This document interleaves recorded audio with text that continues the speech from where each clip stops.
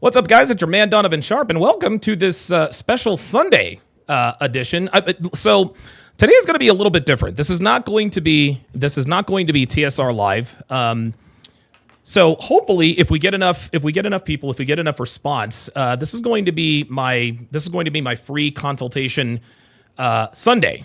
These are going to be my free consultation Sundays. I normally do my Sunday Zoom call right about this time on Zoom, but I know that there are a lot of guys out there who are not members, whatever the case may be. But you still need advice. You still have questions about your girls, your rotation, whatever the case may be. A lot of you guys got a lot out of the gentleman Tesvlo. A lot of you guys seem to like the advice that I gave him, so I figured, you know what? Why don't I make this a regular thing? So we're gonna go ahead and get this party started here. And oh by the way, after the live stream, that's right, guys, that's right. There's going to be a Sunday breakdown of Temptation Island. Right after this live stream, there's going to be a Sunday breakdown of Temptation Island. So you certainly don't want to miss that. Obviously, if you missed the live, no problem. You can become a patron at patreon.com/Donovan Sharpe. Less than 17 cents a day, you get access to all of the dating show breakdown seasons and everything in between. 110,000 hours of content and so on and so forth. So let's not waste any time. Let's go ahead and get into it. So I'm going to go ahead and bring on Kevin from Kevin in Paraguay. Kevin, are you with me? Yeah, man. Thanks for having me. Yeah, absolutely, man. So you gave me a little bit of detail. On the situation that you are in. So take it from the top. So you're in Paraguay. You're a passport bro, and tell me what led up to that, and then we can get into the situation going on with your girl here. Go ahead. So I just got sick of living in New York. Okay. The honest truth was I always knew I wanted to travel the world. I wanted to do it while being a famous rock star, right? I was writing songs, I was playing guitar, and about a year and a half ago, I brought a sign up to a concert asking if I could play the guitar on stage, and they pulled me up, and I'm in front of 15,000 people, and I'm having a panic attack. Nice. It's like straight out of a movie. I finish the song, I take a bow, and then I walk off stage, and I'm like, I think I'm done doing this. And I was kind of at a point where, I was really confused. I'm like, okay, well, this is what I wanted to do my entire life, and now it's like I kind of felt like the rug was pulled out from under my feet. Okay. So around that time, I was trying to figure things out, and I kept seeing things about the passport bro movement, and it just dawned on me. I'm like, I don't have to be a famous rock star to travel the world. There you I go. can just be a passport bro. 6 months later, I was on a flight to Japan, and then I went to Thailand, Vietnam, Poland, Italy, Argentina, Mexico, back to Argentina, and now I am in Paraguay. Okay, so all right, very good. I appreciate the Reader's Digest version. So what's going on with your so the details that you gave me earlier is that you met a girl in Paraguay. Hopefully I'm getting this correct. You said she was a virgin and it ended badly. Sort of, yeah. She told me she had she was dating one guy. Mm-hmm. They dated for 4 years. I know she has a very low body count, but she did it for 4 years. Got it. Okay. So I got your details mixed up with somebody else. But so take it from the top here. Where did you meet this girl? How did you meet? How did things progress? I was going to the mall to get lunch. I was walking from my apartment and saw this gorgeous, like Jessica Alba looking chick. And I went up, started talking to her, got her number, and then I started to schedule the date. Next day, at the same time, I ran into her, same time, same place while going to lunch. Walked her to her place, just did some DHV stuff, right? And I scheduled the date. We met up like a week later. She ghosted me, but I ended up getting it back. We go on the date. Good first date, didn't smash, but second date, we smashed. I bought her flowers, funny enough, which is something I've never done in my entire life. Oh, wow. Never even bought my mom flowers. Wow. Like, that's something I was just like so against. Like, these girls are like super traditional, super feminine. I was going to ask you, so what, obviously, you don't do that with American women. What compelled you to buy her flowers? Like what told you, you know what, I think I can get away with buying this girl flowers and she's not going to disqualify me? It wasn't getting away with it. It was something I just genuinely wanted to do. It was okay. Almost like, oh yeah, I feel like I'm gonna have a burger tonight. it's almost like, I'm gonna go do that tonight. Like it was just like, it was a good first date. I felt like she was really feminine, really sweet, and her reaction to it was just like over the moon. She was like as if I just gave her like a diamond ring. Okay, and what happened from there? I smashed. Okay. And it was really good. Okay. Saw her again a week later. And she asked me if I was seeing any other girls just randomly. She's Okay. like, can I ask you a question? I'm like, sure. I thought she was gonna ask me if we could eat like pasta. And then she's like, are you seeing anybody else? So I told her I saw someone else this past week, but it wasn't a big deal. Saw her on Valentine's Day. And then like 2 weeks later, she told me she loved me unprovoked. Okay. And then I had the talk with her. I told her, I'm like, hey, listen, I want to be your boyfriend, but I'm going to have a hard time being monogamous. Fireworks, obviously, I didn't expect her to be like, ooh, tell me more, like in the movie Grease, you know? Yeah, what I sure. mean? Like, I didn't expect her to be excited about it. But I figured, she might be down for it, but I'm like, let me try the whole monogamy thing. I've never been in a monogamous relationship. She was a really good quality girl, like a red pillar's wet dream. Like, she had only 2 posts on social media, like private account, no tattoos, super feminine, low body count, literally like passes all the red flags. Okay, so what went wrong? I mean, obviously you called in for a reason.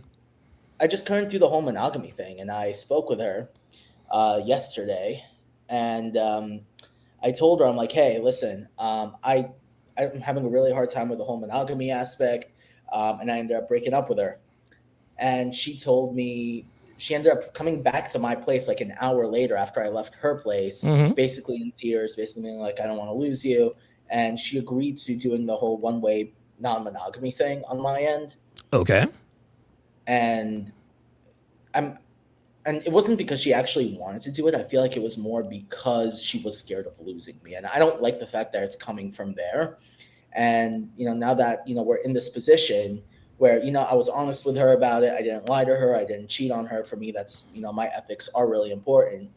My question is, how do I manage this one-way non-monogamous relationship going forward? Well, I mean, it sounds to me like you've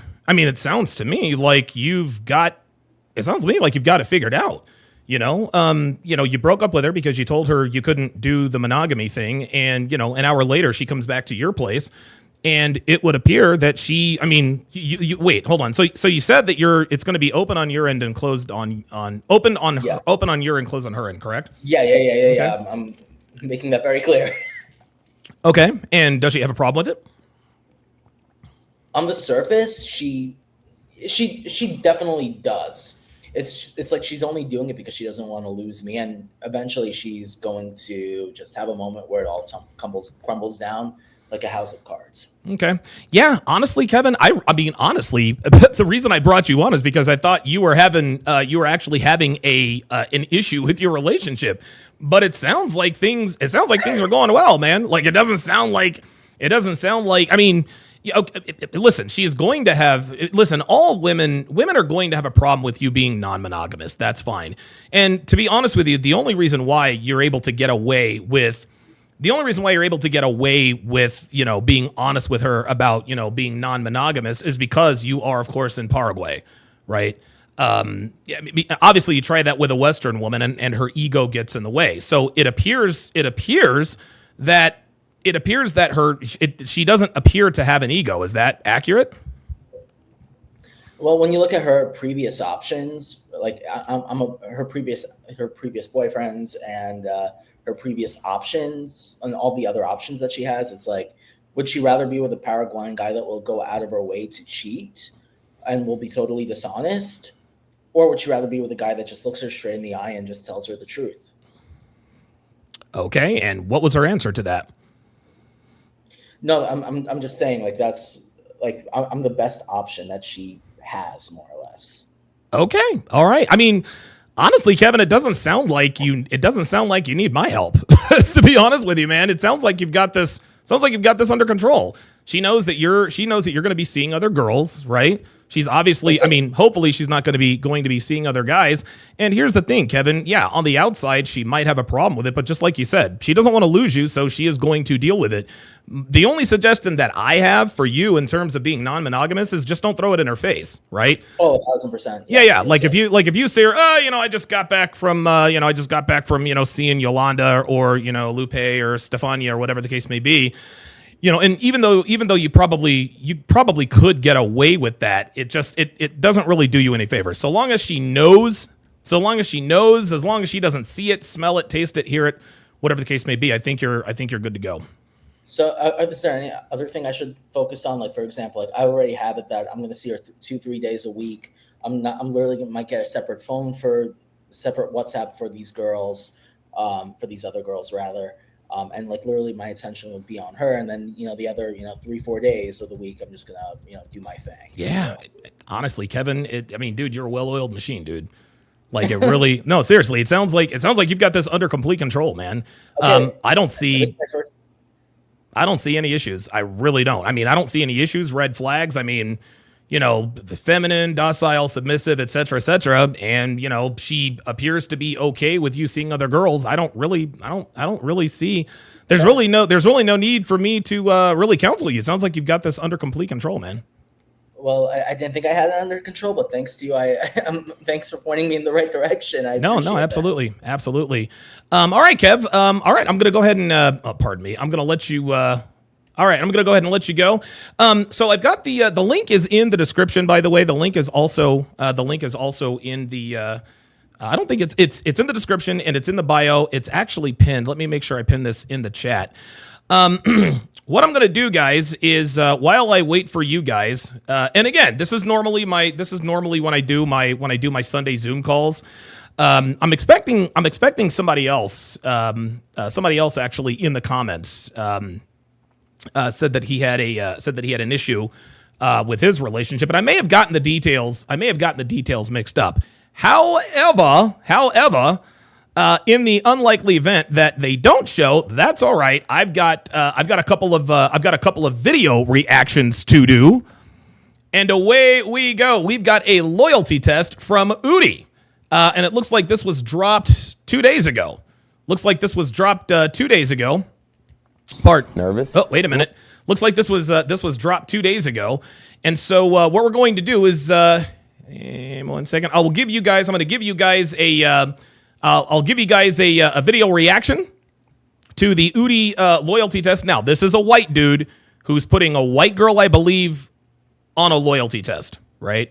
Looks like it looks like he's trying to test her loyalty. But of course, listen, they wouldn't post it if, some shit wouldn't hit the fan. So away we go. A little bit. Hope everything turns out all right. Yeah. But, I want to see what's up. Today we're helping Tommy place his girlfriend Natalie to a loyalty test. Why is it that you wanted to put your girl to the test? Something's off lately. She's been kind of distant, I got this job offer in the Bay Area, and I was hoping she'd be excited, she'd be ecstatic about it, but I don't know, the reaction was not what I anticipated. What was the reaction like? Whoa, who the hell is that? I want to know who the hell that is. Blasé, very nonchalant. And by the way, I've got a couple of police videos. I'm going to react to too. So, hey, listen, we're here on a Sunday. Let's do it. I'm just, cool. That's I'm happy for you. Good for you? Mm-hmm. That's it? Yeah, that's it. I understand she's got her own life here. I don't know, I just wanted more. What reaction did you expect out of her? Just being like, I don't know, a little more affectionate. Tommy didn't want to share this at the time, but we actually filmed this video shortly after the LA fires. And unfortunately, Tommy lived in one of the evacuation zones. During the time he was evacuated, a friend from up north offered shelter and work. According to him, he was thankful, but wasn't even considering making the move. When he told Natalie about it, though, he became nervous and suspicious. On top of her already being distant, her nonchalant attitude made him feel like she didn't care about him or was already checked out of their relationship. Oh, shit. Nonchalant attitude. So you see, what you guys have to understand is the reason why these dudes put these girls on these loyalty tests is because something is off, right? A lot of us talk about the fact that, he's clueless and this and that and the third, but guys, listen, it is our masculine instincts that tells us that something is amiss. Okay? Just because you're not red pill aware doesn't mean that you miss all of the signs. So it looks like this. Listen, A lot of these dudes put these girls on these loyalty tests, and we find out very quickly the reason why. But maybe she was using the hardships and the stress of the fires to find a way to break up with him. But maybe she wasn't, right? Or hopefully she wasn't. Maybe we're all just in our heads. I just expected like stronger vibes. It's like, oh great, friend. Yeah, Pat on the back. Yeah, what is if it were my man and I was in a committed relationship with him, I would have been like, okay, so how are we gonna figure this out? How are we Who is this? I've never seen this chick before. Because obviously I'm gonna support him, but it's also like, Oh, wait a minute. I think I might have somebody else in the queue. Hold on 1 second. Let me check the hashtag pull up studio. It says device not connected. Yeah, okay. It's Dasher. Dasher, for whatever reason, it's not letting me bring you up. So jump out and then jump back in, and hopefully I can bring you up. Hopefully I can bring you up. Let's do it. okay, so what's the plan? And let's plan our future, because that's what you're hoping to have with someone, is a future. See, that's what I wanted. See that right there, yeah, something like that, you know? Support. Yes, I would sir. do that just for one of my best friends. So I don't know, a few red flags for me. To give her the benefit of Wow. So, and again, listen, man, we all know, never listen to girls when it comes to relationship advice, things of that nature. Like, you don't have to, dude, never, ever, ever, ever, ever listen to girls. But, the girl on Udi's team, it is what it is. Let me see if I can get a hold of Dasher. All right, Dasher, can you hear me? Yeah, I can hear you. Can you hear me? I hear you loud and clear. Okay, I'm gonna. So your camera is off. Everything is good. So Dasher, so you told me that you had a similar situation as Tesvlo. You said that you actually had a girl. Now this was the one. Now you're actually the guy who said that when you met her, she was a virgin and it ended badly. So what's going on with this situation? How did it end badly? First, tell me how it started, then tell me the red flags, and then tell me why it ended.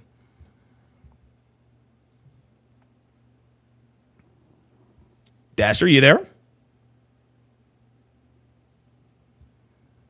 Dasher, are you with me? Dasher? Not able to hear you, Dasher. Not able to hear you, buddy. All right, well, hopefully Dasher can get his audio situation figured. Oh, there it is. No, wait a minute. Yeah, hopefully Dasher can get his audio situation figured out. In the meantime, let us continue with the reaction. Oh yeah, he jumped out. He's going to have to jump back in. Okay, here we go. the doubt, maybe Natalie was going through something herself. She lives in LA, not near the fires, but maybe she was going through something that explains her nonchalant behavior.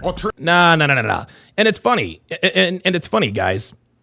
Udi really does try to give these girls the benefit of the doubt. He really does try to give these girls the benefit of the doubt. But as we all know, guys, when you give girls the benefit of the doubt, they will let you down every time, especially modern women. If she is unhappy or checked out of her relationship, that doesn't justify her to cheat. She should talk to Tommy, something he claims that he's tried to do. She got a roster, bro. I don't know. That's what it sounds like. Yo, look at old boy. She got a roster. There it is.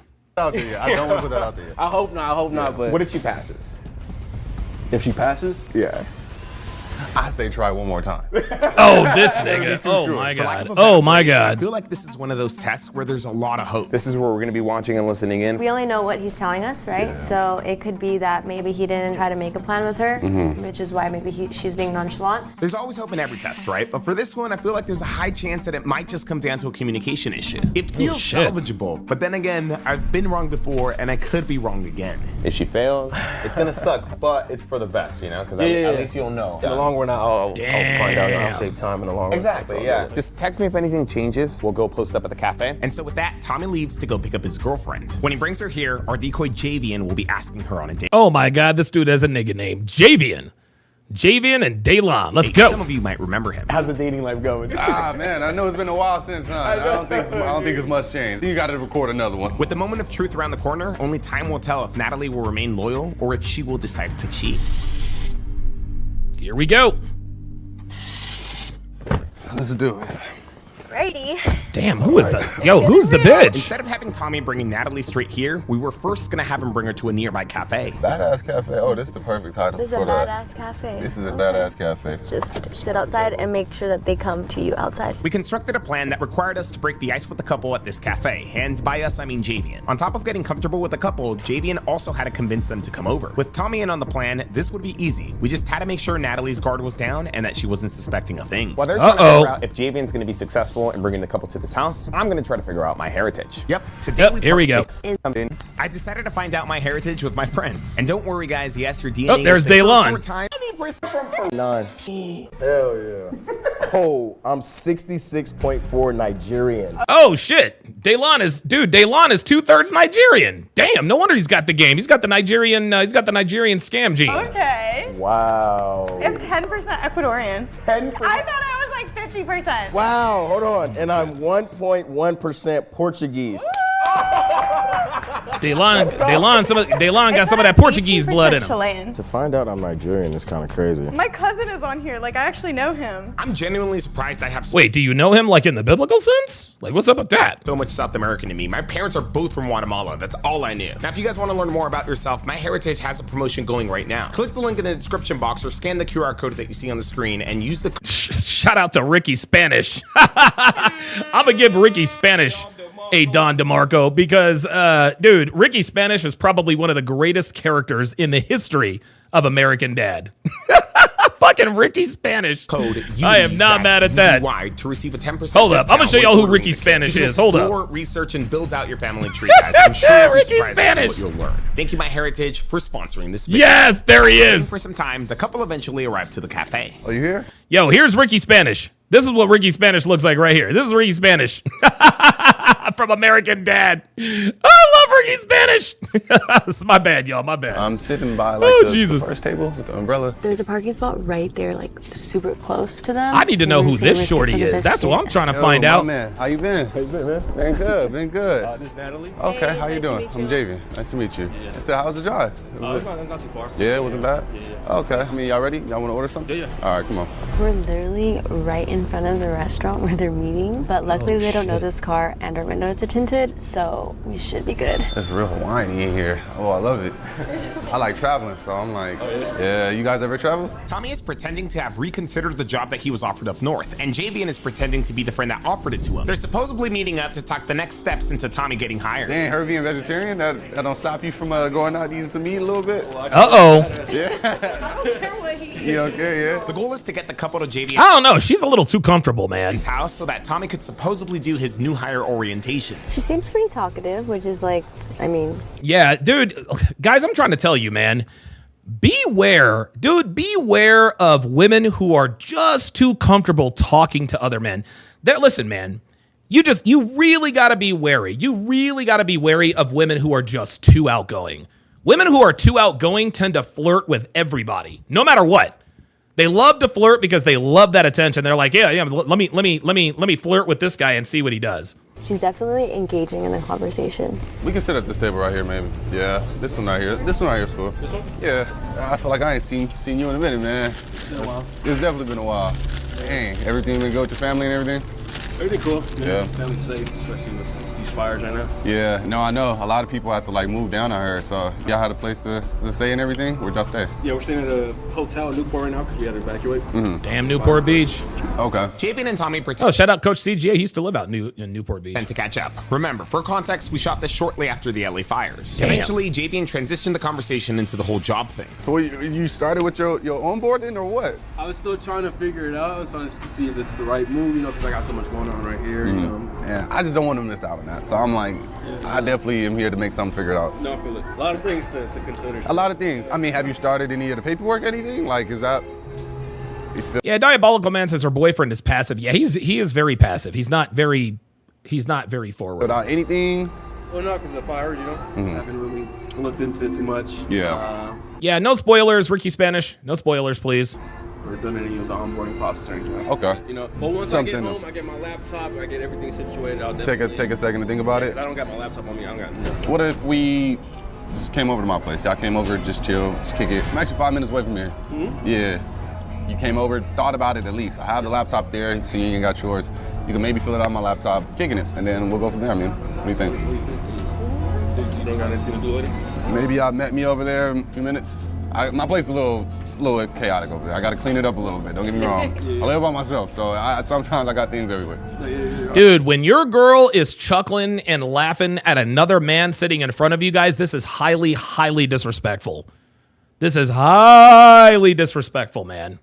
Highly disrespectful. Yeah, let me, I'll send you the address right now, actually. Yeah, y'all fine with that, though? Yeah, no, came up for a little bit? Yeah. Okay. We're gonna pull out of this spot, that way they don't see him coming to the car. All right, well, I'm gonna head over there. Maybe I'll just, I don't know, go get some gas or something, start your car, let it warm up for 5 minutes. And then I'll catch y'all over there. And with that, the first phase of our plan has played out to perfection. I was afraid you weren't gonna find the car because we had to move the car to get closer. But mission accomplished, right? They're gonna come over. They're for sure coming. In case you could just have them waiting outside of the... I can have them wait outside. I don't have a problem with that. I told him it was a little messy. My house was messy, so. Alrighty, I think we're solid. I think we're good. I think we're gonna have a very good test. I think Javian's gonna do his thing. Yo, you outside? All right. There we go. Let me come get you right now. Why am I nervous? Hey, man, y'all made it. Welcome, man. The reason why she's nervous is because she knows this bitch is going to cheat. The reason why she's nervous is because she also observed the woman. The woman's like, Come in, come look inside. Way different from my last spot. Javian walks the couple inside and begins being a good host. Y'all both want water? Yeah, I got you. We have to keep it down because they're literally right there. Tommy, man, talk to me, man. You stress me out over here about this whole job stuff because, like, bro, if you don't take this offer, man, like, I don't know. They gonna give you that spot up. All right, here we go. He's gonna set up the ISO. It's a big move. It's a big jump. But if I'm being honest, like, that's where I started, bro. And like I said, like, and then that's how I got here. Like, honestly. Yeah. Have you filled out the paperwork or anything? Like, to start? I got the email this morning. I haven't checked it out yet, though. It's better for you to have your name in the system, so then that way they could, like, at least know that you're still interested. Yeah, see, this guy, listen, this guy is a good, I don't know if this is a good cover or not. Because, and listen, man, I'm sure this is going to work out, right? I'm sure the girl's going to buy it. But me, I'd be instantly suspicious if that young guy with that, I mean, he's talking, you know, he's speaking in slang, like he's supposed to be the owner of a company, and he's supposed to be in charge of hiring people, but he's talking like one of his homeboys, you know what I mean? I don't know. Maybe I'm overthinking. If your name is nothing's filled out, they're gonna get that spot up, man. Oh yeah, no, I'll definitely. Yeah, so I got you in my office or something, man. Okay. So this one could be a little quieter because the videos you want to listen to it and stuff. So yeah. Perfect. Javian takes Tommy into his office to supposedly do his orientation. This is the office right here. Take a seat right there, man. Just pull up your email. It's gonna ask you to just log in with the same info that you do when you're on site, and then you'll be good from there. It'll prompt you. I'll check in with you. And with that, Javian gives himself the ISO. All right. I be wanting him to take the opportunity, man. Opportunities like that don't come like that.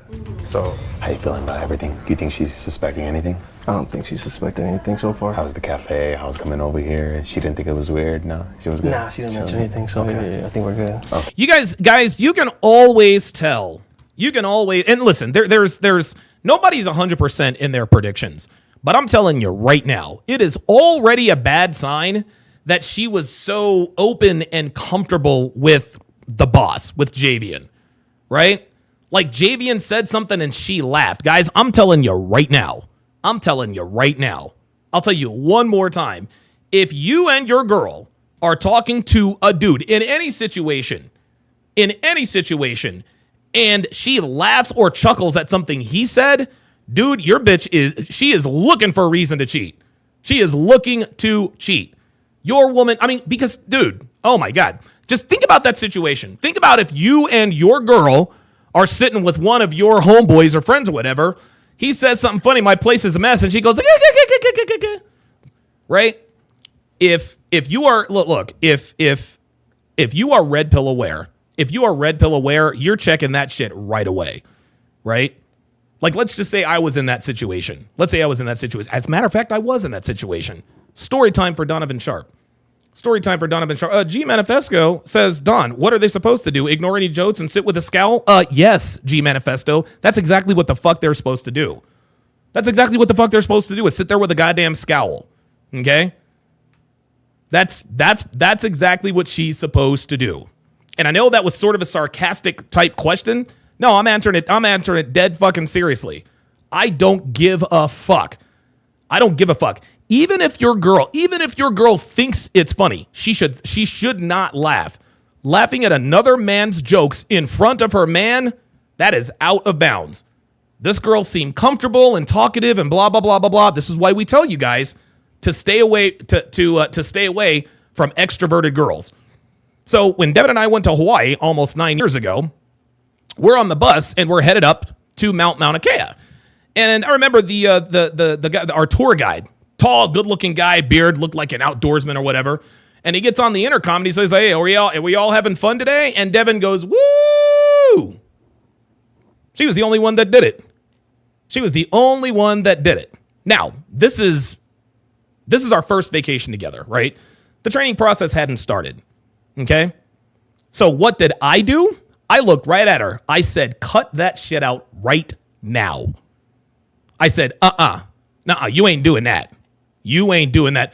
But Donovan, all she did was say, "Woo." Nah, bruh. Nah. It goes deeper than that. It goes deeper than that. Because I can promise you, if our tour guide was some fat, tubby, lard guy, "Hey, who's having fun today?" Devin would have sat there as quiet as a fucking mouse. She'd have sat there as quiet as a mouse. The only reason why and this is the thing, girls know when they laugh at someone else's jokes, they know that is a sign to them that they are attracted to them, right? Like, they know this subconsciously. And here's another thing. Laughing at his jokes brings attention to her. Ha, ha, ha, ha, ha, ha, ha. I told her, cut that shit out right now. She said, dude, not a peep came out of her. Not a peep came out of her. If you're with your girl, and all of a sudden she starts getting loud and demonstrative and all that good stuff, take a look around. Take a look around. Somebody is around that she's attracted to. Here's story number 2. Later on that week, her and I are having breakfast. As a matter of fact, it was the halftime show of Carson Wentz's rookie year. The Vikings were 3-0. I think the Eagles were 1-2. Okay? We ended up winning that game, by the way. So we're sitting there having breakfast outside, beautiful view. All of a sudden, Devin she starts talking with her hands and this and that and the third. And so instantly, I knew that there was somebody attractive around. So I turned around, and sitting behind me was a dude who may as well have been fucking Thor. You want to know what I did? I went right to the side, and I said to Dev, I made sure that they could see each other. I said, "Dev, if you want his number, all you got to do is ask." Like, we're on vacation. But if you want to switch rooms, I don't mind switching rooms with him if that's what you want to do. Devin turned a brilliant fucking shade of magenta, and she never did that shit again. I'll be goddamn if the bitch I'm with is going to be inadvertently, indirectly flirting with another man. Fuck that. Do that shit on your own time. So no more woo and no more. No. Dude, if Devin's in the chat, she will fucking tell you that shit word for fucking word. That's exactly what the fuck I did. That is exactly what the fuck I did. Look, if you want to give me your number, don't let me stand in the way. Don't let me stand in the way. Not another fucking word that whole breakfast. This is why that girl sitting there, he has such a dirty, dude, the dude wasn't even funny. The dude wasn't even funny, yet she was, How do you feel on that? It's okay. You know what? If it's a good job for him, then I'm trying to be supportive. Do you see how talkative she is?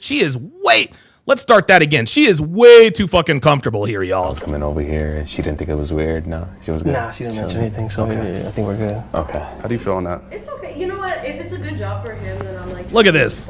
Look at this. Trying to work out the logistics, but Despite already having the ISO, Javian takes things slow. He decides to break the ice more before making his move. What's your culture? Where are you from? I'm mixed, so Mexican, native, Spanish, I don't know, whatever. Oh, that's actually kind of fire.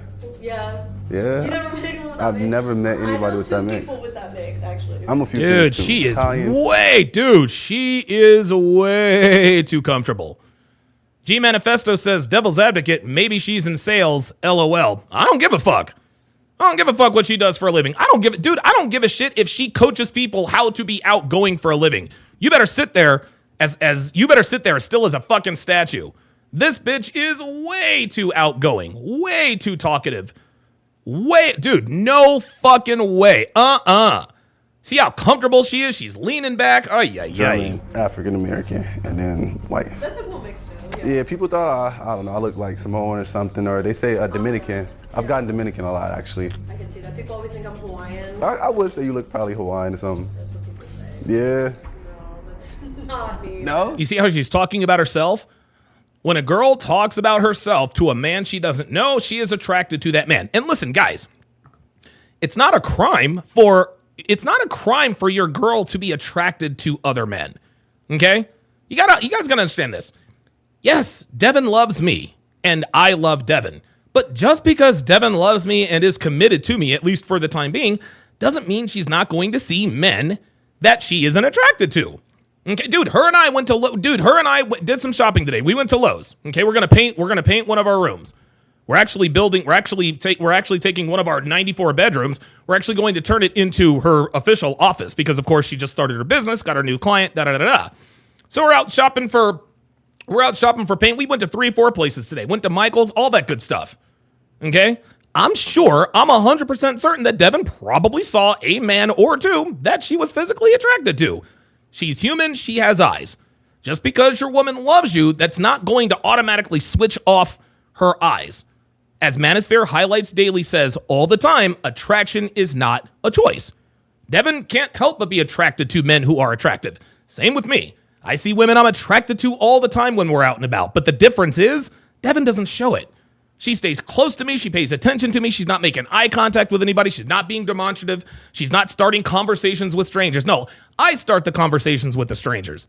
We pulled up beside someone who was towing like a dune buggy. A beautiful day. And I was like, man, I bet those tires scream. I was like, yeah, they sure do. Can't hear it over the V8. But if Devin had leaned over me like, hey, I bet those tires scream, I'd have been like, no, sir. I'd have put that shit to a stop. Beware of the gregarious girl. Let's get it. I guess, sure. I mean, you look like well put together though. Like as if you. There it is. Thank you. See? He keeps complimenting her, and she's already saying thank you. Take your time when you out the house. I'm done. You got a nice smile though. That's the first time. That's the second time she's like, I'm done. You're funny. Thank you. Yeah. It's Oh my God, this is something that bad. I first see like when I look that way. Thank you. My mom is a dental assistant, so I have braces. Oh You my have God. braces too? I never did, but I had Invisalign Your though. teeth are pretty straight for not having braces. Is it really? Yeah. Your teeth are pretty straight for not having braces, Yeah, though. he's doing good so far. He's like just See, here's the thing. See, these guys, these guys are missing the signs. Okay? Udi and whoever this dude, they're missing the signs. Oh, your teeth are pretty straight for not having had braces, though. Guys, this is flirtatious behavior. Okay? This is flirtatious behavior. She's complimenting him and he's complimenting her. being friendly, talkative. Yeah, no, this is way too friendly. What do you said you working in nightlife, right? Nightlife. Yeah, so yeah, I work in... Yeah, look at this. Alex Costin says, crazy how this woman who is being tested just tells her life story to a total stranger. Right. in like a nightclub right now, and then I go to school every day. That sound fun. Wait. Say what? If I could get paid to party, you probably wouldn't. Hold up. That sound fun. Wait. Yeah, so yeah, I work in like a nightclub right now. Oh my God. You work in a nightclub. So this woman is outgoing, she's flirtatious, and she works in a nightclub. And then I go to school every day. That sound fun. Yeah.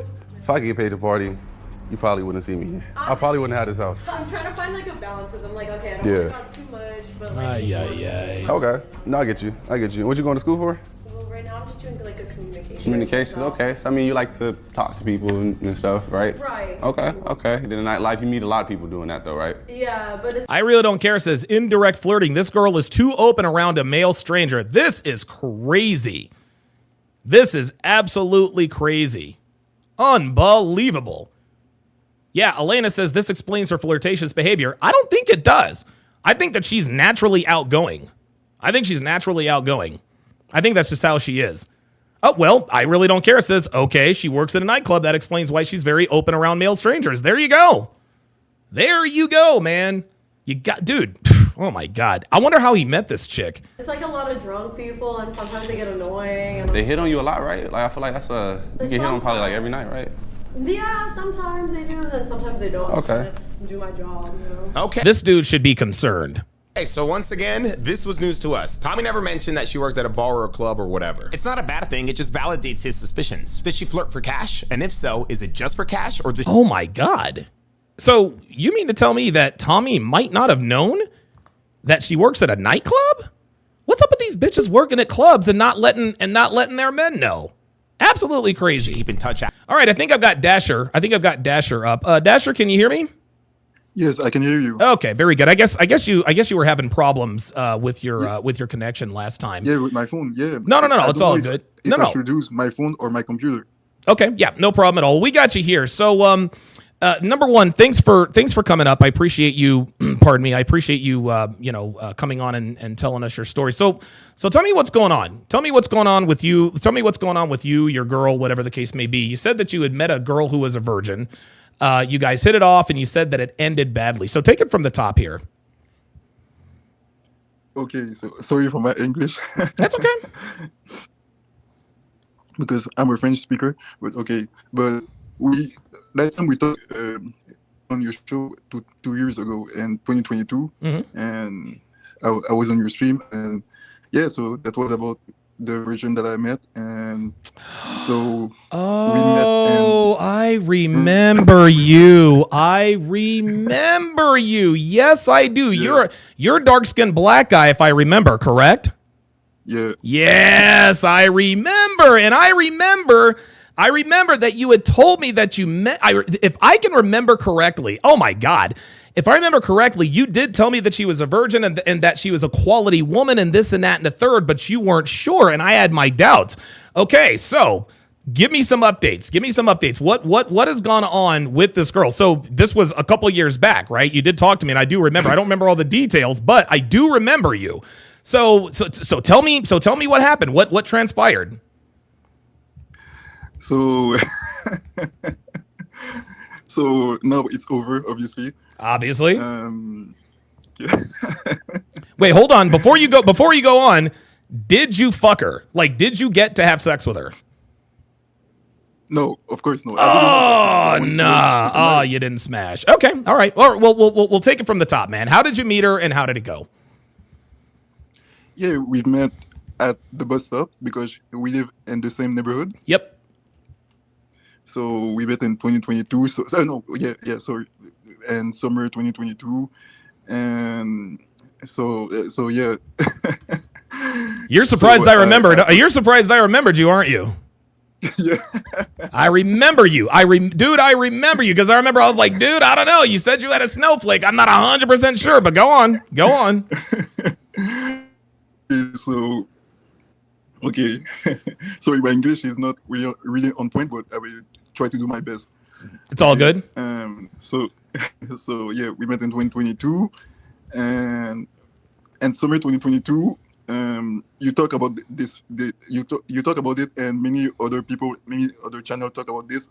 It was summer 2022. Okay. That was the greatest time. Like people called it the honeymoon phase. Yeah. I believe the honeymoon phase. Yeah, it was a great time. Like when I was flirting with her, she was flirting back, and we were walking together in the woods, and also another day we went at the mall, and she asked me what I was looking for in a woman, what was my standard in a woman, and I just said I wanted her to be feminine, pretty feminine, and reserved, like a virgin, like never been with any guy. Okay. So that's it, because obviously, I don't know if I told you that last time we talked, but I'm a Christian. I'm Baptist. Yep. I know that you used to go to Baptist church. And that's right. Me too. So I'm a Baptist, and when it comes to her, she's not a Christian. She's religious, but she's a Muslim. So I was fine with that. And I have a lot of friends who date Muslim, and some of them are good quality men. So that was the case for her. So we get along, and so yeah, after that, in summer 2022, yeah, we saw each other many times, but I didn't take her phone number because she told me that she had like religious strict parents who were watching her phone, so she only had girls in her phone. So I didn't really care about taking her phone number because I knew that I would see her again since we are taking the same bus. Okay. So yeah. Okay, I'm gonna try to make this as clear and quick as possible. Okay. So, in summer 2022, it was great. And then I'll tell you what, Dasher. I'll tell you what, Dasher. I'll tell you what. Here's what I'm going to do. Yeah. You called in, and I think I have found the video. What I'm gonna do is I'm gonna play the video for the audience. For the audience because. Oops, sorry about that. I'm going to play the video for the audience. That way they can sort of get caught up on this because I had no idea it was you until I saw the Toronto Maple Leafs logo. I was like, I remember who this guy is. So hold on. So sit back and relax. Yeah. So sit back and relax. I'm going to play this video for the audience so that they can sort of get an idea as to what's going on here. Here we go. Okay. Just to refresh. Yes. A young virgin. It's because she's high. Cancel.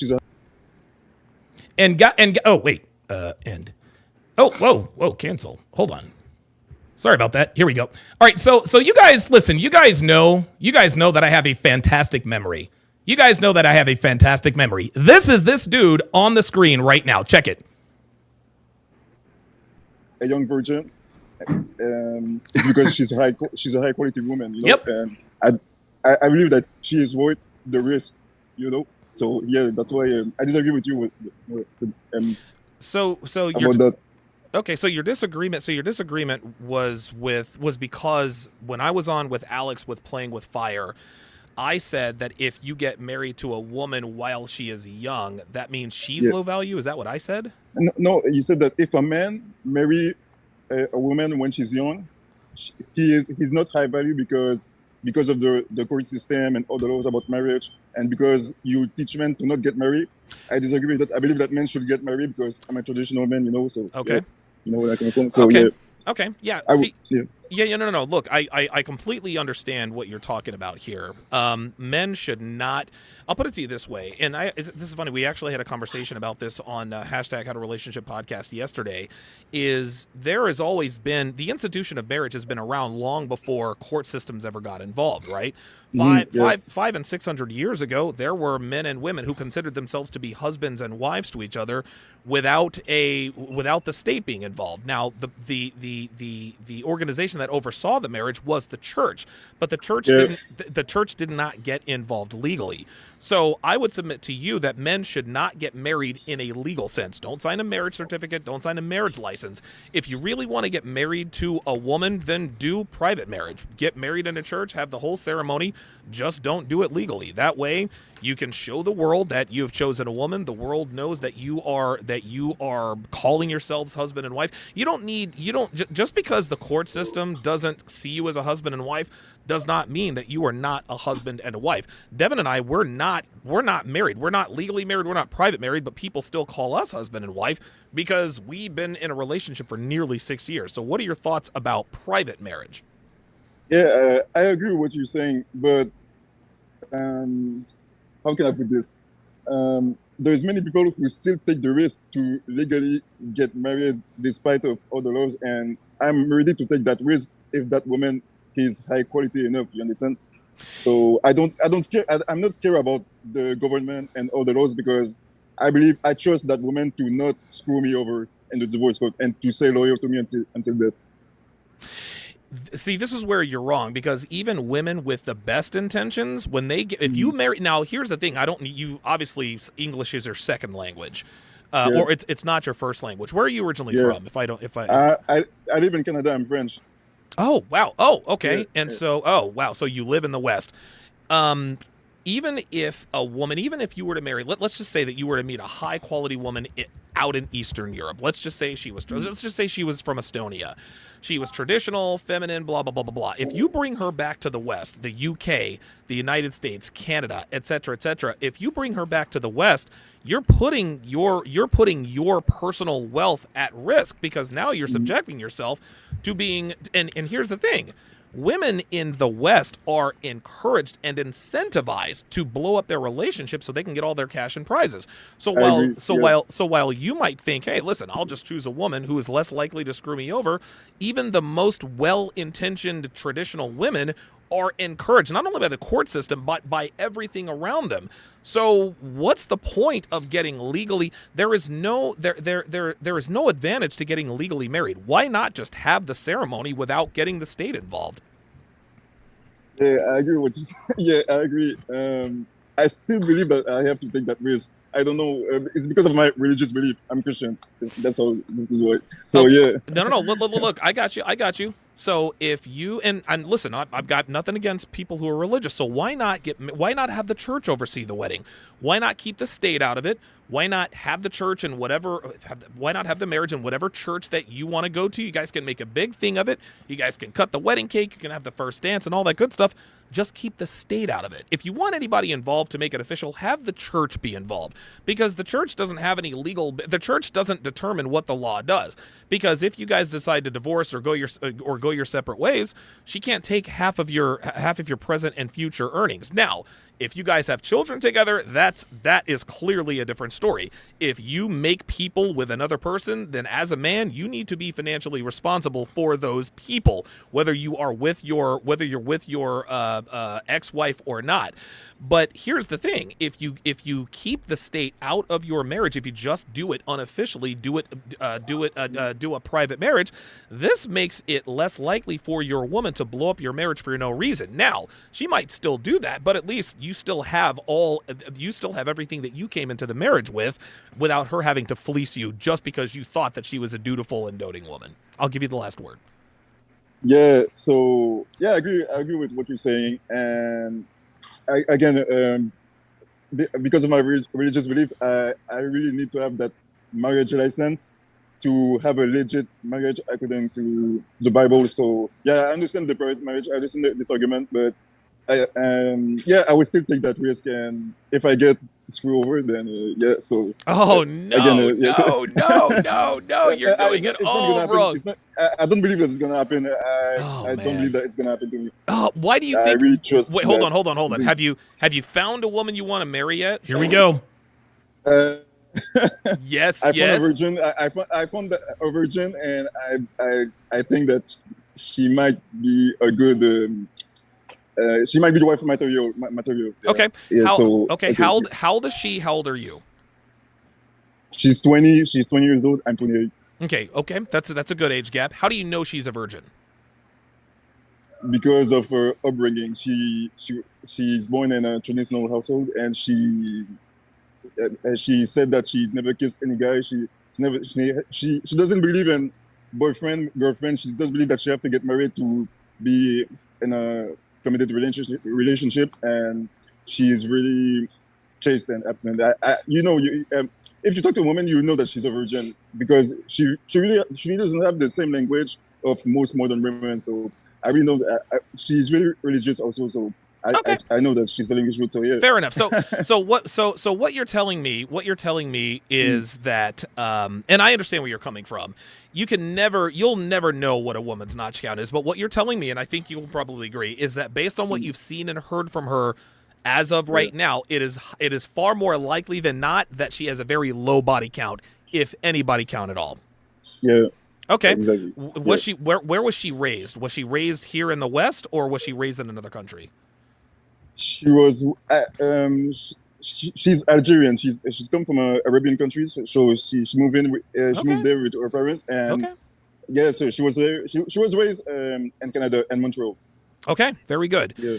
Listen, I'm happy for you to meet a woman who appears to be a virgin at the age of 20 years old. Like, listen, man, this is a good thing. Just you need to understand that women are not good, they're not evil, they just are, okay? Yeah. And yes, she was raised in a traditional household, and she apparently is a virgin, but that doesn't mean that she won't gut you if given half the chance. Yeah. If you bring her to an environment that encourages her to do so. Does that make sense? Yeah. So also I forget to tell you, she also believes in traditional gender roles. She believes that she have to submit to her husband, and this is a huge green flag if she believes that in traditional gender role and she have to submit to her husband, which make her different than the vast majority of women today. No, listen, you're right, but this sounds good, and I'm not saying I don't believe you. I'm not saying I don't believe her, but any woman can say anything. There are a lot of women out there who have said to me, like, I believe in traditional gender roles, and then when I open the door for her, I pull up my credit card to pay for whatever date we're on. Well, I can pay it myself. So just be very wary of that. If I were you, if you really do think that this girl is wife material, you can actually test her. Here, this is a very, very good way to find out what her intentions really are. Have you guys talked about marriage? Yeah. Okay.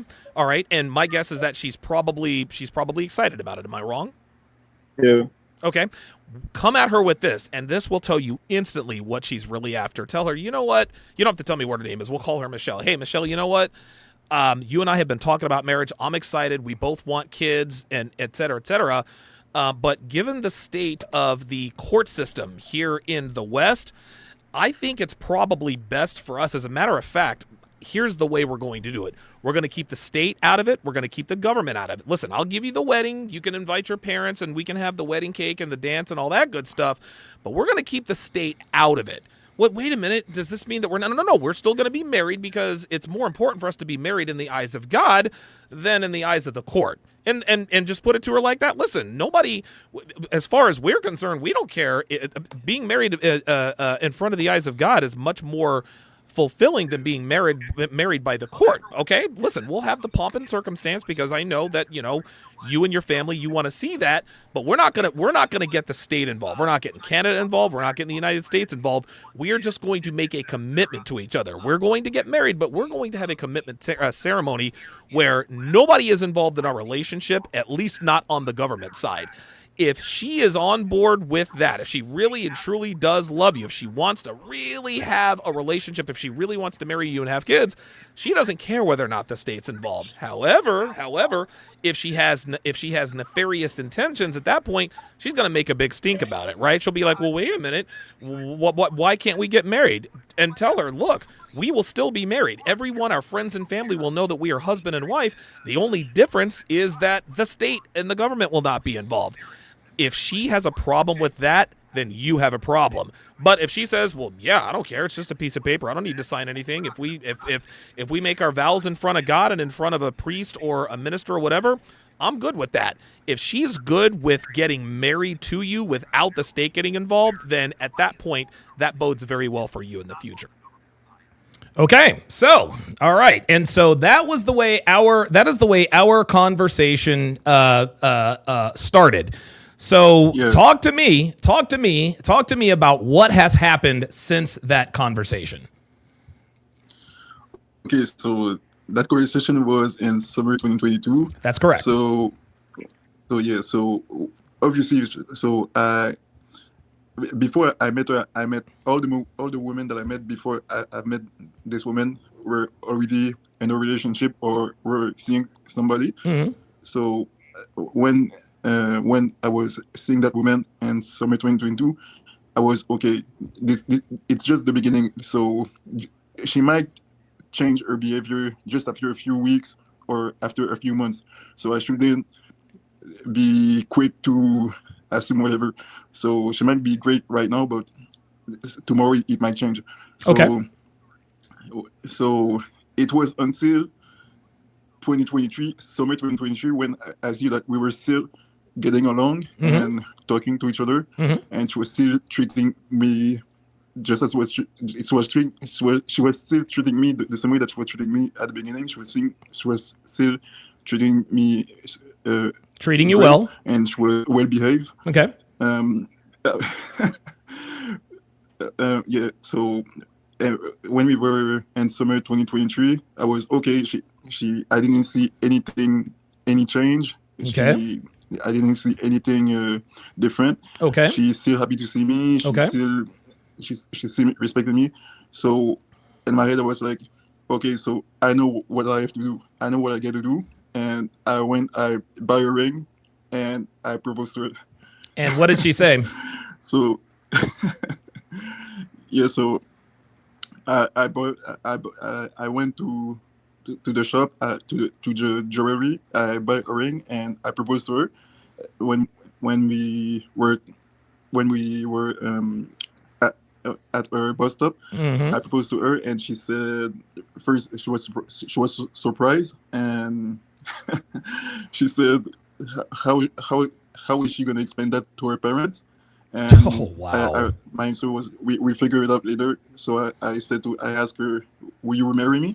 And she said, I'm not ready yet. I gave you that comment. What did she mean when she said I'm not ready yet? So her answer was, I'm not ready yet. I was like, of course you're ready. So just answer yes or no. Would you want to marry me?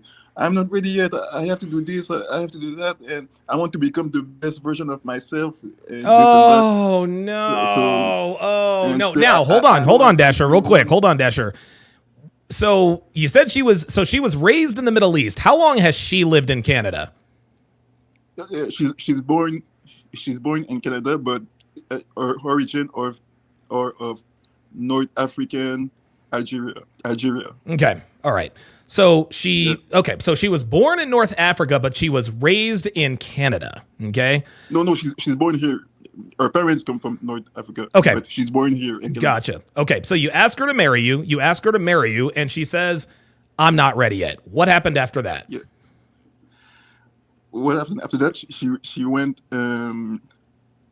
It was summer 2023, so she went to see the family at her country of origin in Algeria, and after that, when she came back, she was I already told you, but she was Muslim and she was wearing the veil. But then when she went back from her trip, she removed her veil, and she told me that she would never remove it, but she still remove it. But it doesn't matter. Oh boy, I don't have a problem with that. It's okay. So now when she came back, things were great. It was not. Things were still great. We were still talking to each other. We still had great conversation.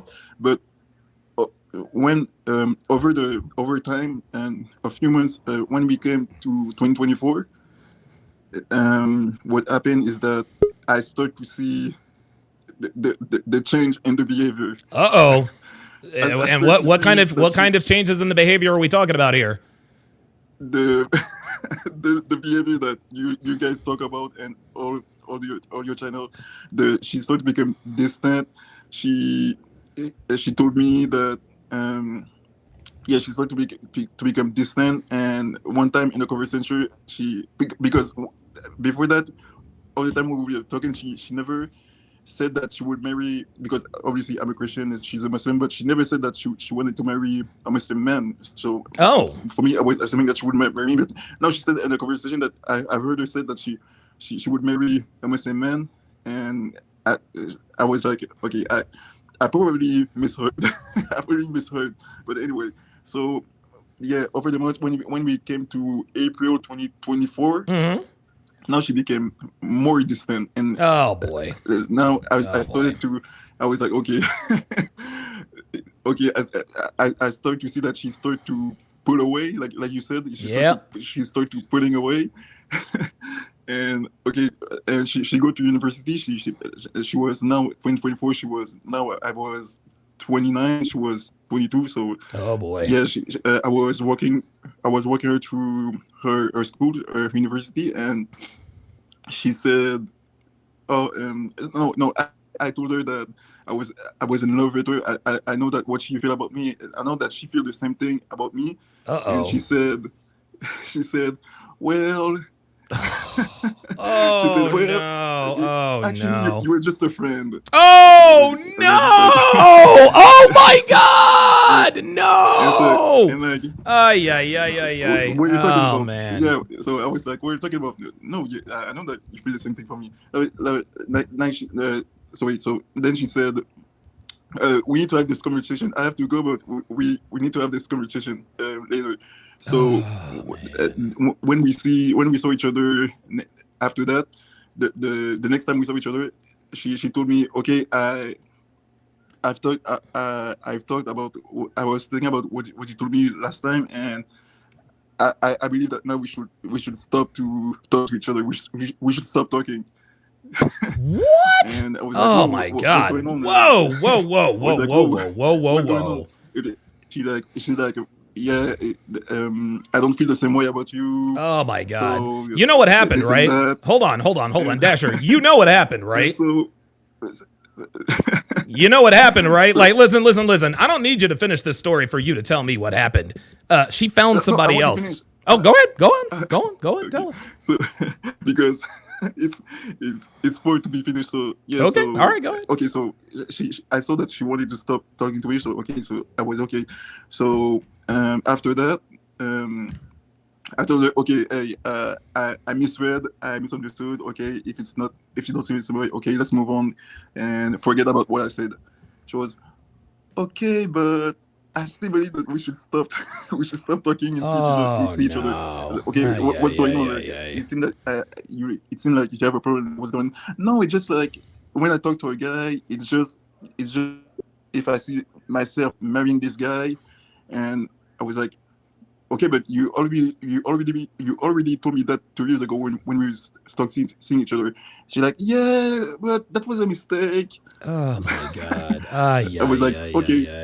So again, we stopped talking, and then a few days later, when I saw her again, we were talking again, and then we stopped talking again because again we were taking the same bus. Oh, so, yeah. So then what happened then is that when it was June 2024. Okay. Now I was on the bus and she was on the bus too. So I said, okay, I'm gonna try to fix the situation because I mean I wanted I wanted things to go back how it was before. So okay, I tried to fix the situation. So when I came to see her, when she got out of the bus, she was going to the subway, the restaurant, the subway. And when I was working with her, I said that I was missing her and all this stuff. And she said that we already had this conversation. I tried to go for the kiss because I never kissed the woman. So for the first time, I tried to go for the kiss. And and what did she do? She shoot me down. She pushed away my advance, so she shoot me down. And so then she revealed to me like a bomb. She told me, because I said I'm not doing anything wrong. It's not like if you were in a relationship. And then she said, well, actually, I'm seeing someone. There it is. So she told me that. She told me that she was seeing someone just a few weeks after that. She said that she wanted us to stop to talk to each other. So I was confused. I was like, I don't understand. Yeah, of course you're seeing someone. You're seeing me. And she said, well, actually, no, I started seeing someone. I said, when? She said, recently. It's recent. And I don't believe that it was recent. I believe that this is what the cause. I believe this was the cause of why she was acting strangely. Yes. So she wasn't acting strangely at all. Listen, she wasn't acting strangely at all. She was acting like a woman who was having sex with another man. And you better believe it. And let me ask you this. Do you think she's still a virgin? Yes, I believe that she's still a virgin. I might be wrong. No, bruh. Let me ask you again. Do you think she's still a virgin? Yes, I believe that she's still a virgin. Okay, what makes you think she's still a virgin? Well, what makes you think she's still a virgin, Dasher? Yeah, I believe that she's still a virgin. Yeah, no, you're telling me you think she's still a virgin. We both know she's not a virgin anymore, dude. We both know she's not a virgin anymore. Okay. Okay. Why do you believe that she's not a virgin? Are you kidding me? Listen, I doubted that she was a virgin the first time we talked, and the reason I know she's not a virgin is she is telling you, because remember, I asked you, how do you know she's a virgin? You remember that? This is the video I just played. I said, how do you know how do you know that she's a virgin? She says, well, the way she talks. She talks like she's a virgin. Let me ask you something, Dasher. Does she talk like she's a virgin now? I need my own space. I'm seeing somebody else. No, not right now. Or is that the vernacular of a virgin Muslim girl, my friend? No. There you go. So, and listen, man. We all take L's in life. And the thing is this is why I tell men, get as much experience with women as you possibly can. Because your lack of experience. See, here's the thing. When you were talking to her that last time, you should have known that there was no way she was going to let you kiss her. Like, you guys had conversations before. She didn't want to talk to you. She didn't want to keep talking. She told you she wanted to be friends, but you still went for the kiss anyway. That's so just. She didn't want us to be friends because she doesn't believe in men and women friendship. So she didn't want to be friends either. She would just want to go no contact and stop talking anymore. Yes, and that's not the reason why she didn't want to be friends with you. The reason why, so you're telling me that she has no male friends? She told me that she only have female friends. She told you she only has female friends, just like she told you she was a virgin. Yeah. And this other guy that she's seeing, do you know anything about this other guy she's seeing? If she truly seeing so if she's seeing someone else, it can only be a guy at university or at work. She's a nurse. She's studying to be a nurse. So she's training to be a nurse. Yeah, listen, man. And I'm sorry this happened to you, but this is I don't think there's anything you could have done at this point. You needed to have the requisite experience to deal with this girl, because the thing is this, man, this woman fell prey to feminism. Okay, yeah, she was, she's born and raised in Canada, but she had the background. But obviously she fell prey to modern feminism. And here's another question. This is interesting. My wife actually just put this in the chat. What Muslim family sends their daughter to university? Like you said, she came from a strong Muslim family. Do you have any idea why her parents would send her to university? Well, most Muslims in Canada, their parents send their daughter and son to university. So I think that this is the same reason from all other Muslim parents. Okay, right. And so, there you go. You had Muslim parents succumb to Western culture, and it ended up costing their daughter her virginity. Does she live on campus? No. Okay, okay, good. Well, that's actually a good thing. Did she meet this guy, this guy that she's seeing? Did she meet him at work? Did you meet him at school? What else do you know about him? It's either at work or at school. Because she told me that if she talked to a guy, if it's because she has to talk to him. Either it's a guy that it's a colleague or a guy at work. Okay. Or a patient. Yeah. Okay. All right. Yeah, man. And also, you said that she might be brainwashed by feminism, but I know that because I noticed that when I was talking with her, I know she might watch some red pill content, because I've heard her talk about stuff like if a woman, the more a woman get older, the more she lose her value. And no, you don't. No. Hold on, Dasher. No, Dasher. You don't have to be red pill aware to know and understand that the older women get, the less valuable they are on the dating and sexual market, right? Like, listen, women have known this for eons. That's why they came up with the phrase "never ask a woman her age," because when you ask a woman her age, you're essentially shit testing her. How old are you means how valuable you are. So let's go. Yeah, but she used the term SMV, sexual market value. So I know. Oh well, she knew SMV. Then yeah, she definitely watched red pill content. So obviously this is over. I think you know and understand that. Yeah. Wait, why are you saying that? Why are you saying that? Because she told you she didn't want to see you anymore, didn't she? Yeah, but she said that, but I still believe that I'm the guy that she wants. I still believe that she wants me. Why? What makes you think that she still wants you?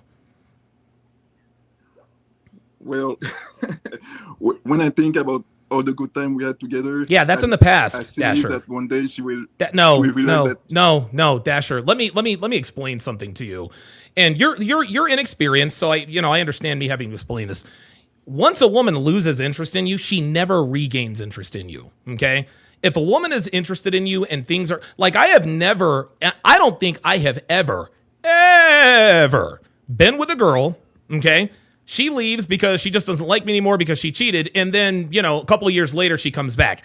It never, ever, ever happens that way. Ever. Once a woman loses interest, she loses interest forever. Now, there is a glimmer of hope for you. Would you like to know what that glimmer of hope is? Yeah. Okay. How old is she right now? You said so she's 22 right now, right? Yeah, I'm 30. Yeah, you're 30. Yeah, she'll call you when she's 37 years old. I don't get it. Why? Yeah, the reason she'll call you when she's 37 years old is because she'll probably have a couple of kids. She will probably already be divorced. She'll be a single mother, and she'll think, you know what? I remember that Dasher guy who actually still believed that I wanted him after I told him clearly that I didn't want him and that I was seeing someone else. You gotta what you're gonna have to start doing, Dasher, is you can't believe what women tell you. Okay, this woman told you she was a virgin. Yeah. All right. I don't believe she was a virgin at all. I think she told you she was a virgin so that she didn't have to have sex with you. You see, here's what was happening. She was having sex with someone else, and she knew that this guy was not good for a long-term relationship. But she knew that you're a religious man and you're marriage-minded. So she decided to tell you, well, I'm a virgin. I want to wait till marriage. So what she did is she strung you along little by little. Only when she decided she liked the guy that she was fucking did she finally have the gall to tell you, yeah, you know what? I'm not interested anymore. There is absolutely no way you have a woman who was born and raised in Canada, which is a feminist hotbed, goes to university, who is still a virgin at 22 years old. There is absolutely no way. I understand what you mean, and also I understand the video that you did and other guys did when you said that there's no such thing as a woman who is truly single in today's day and age. No woman is single, and that's why all these years I was looking for a woman who's a virgin. And when she told me that she's never been in a relationship, that was the first time I was hearing a woman told me that since ever. So that was refreshing, and she acted accordingly, and that was credible for me because I've looked how she behaved and how she treated me, and that was consistent. And she was doing what Mr. Lucario talked about. I like Mr. Lucario. He talked about a woman should give you consistent cooperation, and that's what I saw. That's what I saw it do to me. So. And then she started.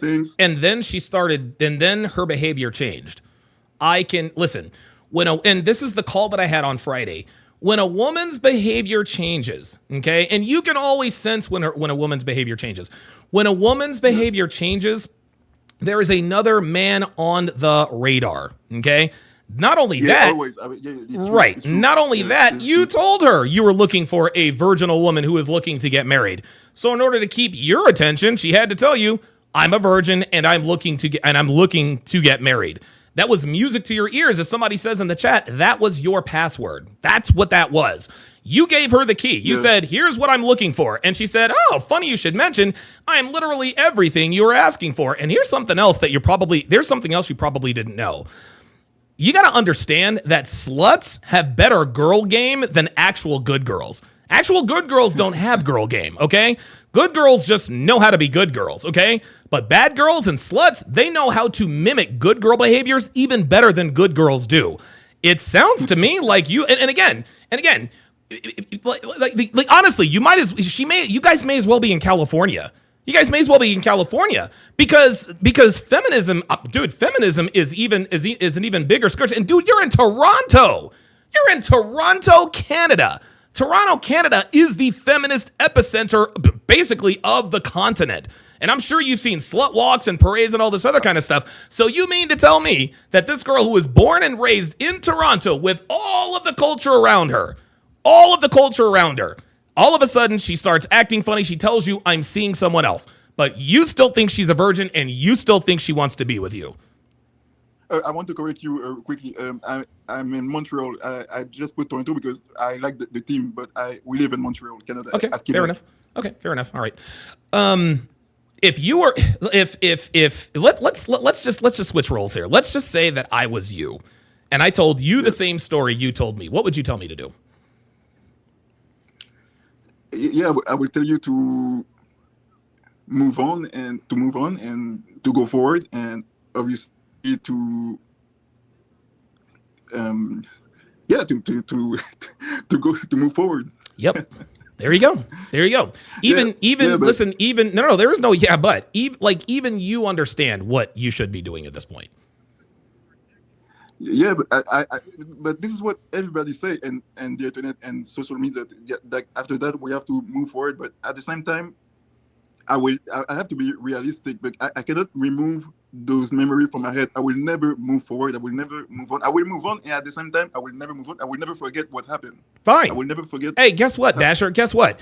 The dude, listen, man. There are girls who have left scars on my soul that I will never forget. Girls have done shit to me that I will never forget. Dude, there are some girls I will always remember. But guess what? I moved on, man. Time heals all wounds. And here's the thing. You might not get over the pain, okay? But it will dwindle, and at some point you will learn to live with it. But I think the issue that you're having is you don't think you will ever meet another girl like this one. Does that sound about right? Yeah, obviously, yeah, you're right, yeah. Okay, yeah, get that out of here. Even if I meet one tomorrow, now I reconsider my view have changed, and even if I met another virgin tomorrow, I will be like, okay, cool, because I know what they're capable.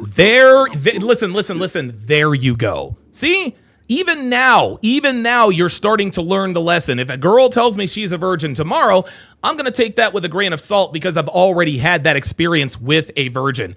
Listen, I'm not there and I wasn't there, so I don't know. I don't think this woman was a virgin when you met her. Let me ask you this. In all the time that you talked to her, did you ever kiss her? The last time I talked to her, that was the only time that I tried to kiss her, and it didn't work out. It did not work out. So you talked to this girl for 2 years. You never kissed her. You never had sex with her. She told you that she was seeing someone else and that she did not want to be friends with you anymore because she was seeing someone else. But you still think she wants you, and you still think she's a virgin. Like, do you understand how unlikely that is? Because here's what I believe. If she's not loyal to me, then she's not gonna be loyal to any other guy after me. Fine. And if but the point is, she's not loyal to you. Who gives a shit if she's loyal to somebody else? If she ain't loyal to you, then you don't need to worry about her anymore. Okay, but here's the thing, because I've started to watch Mr. Lucario, and here's the thing: if tomorrow if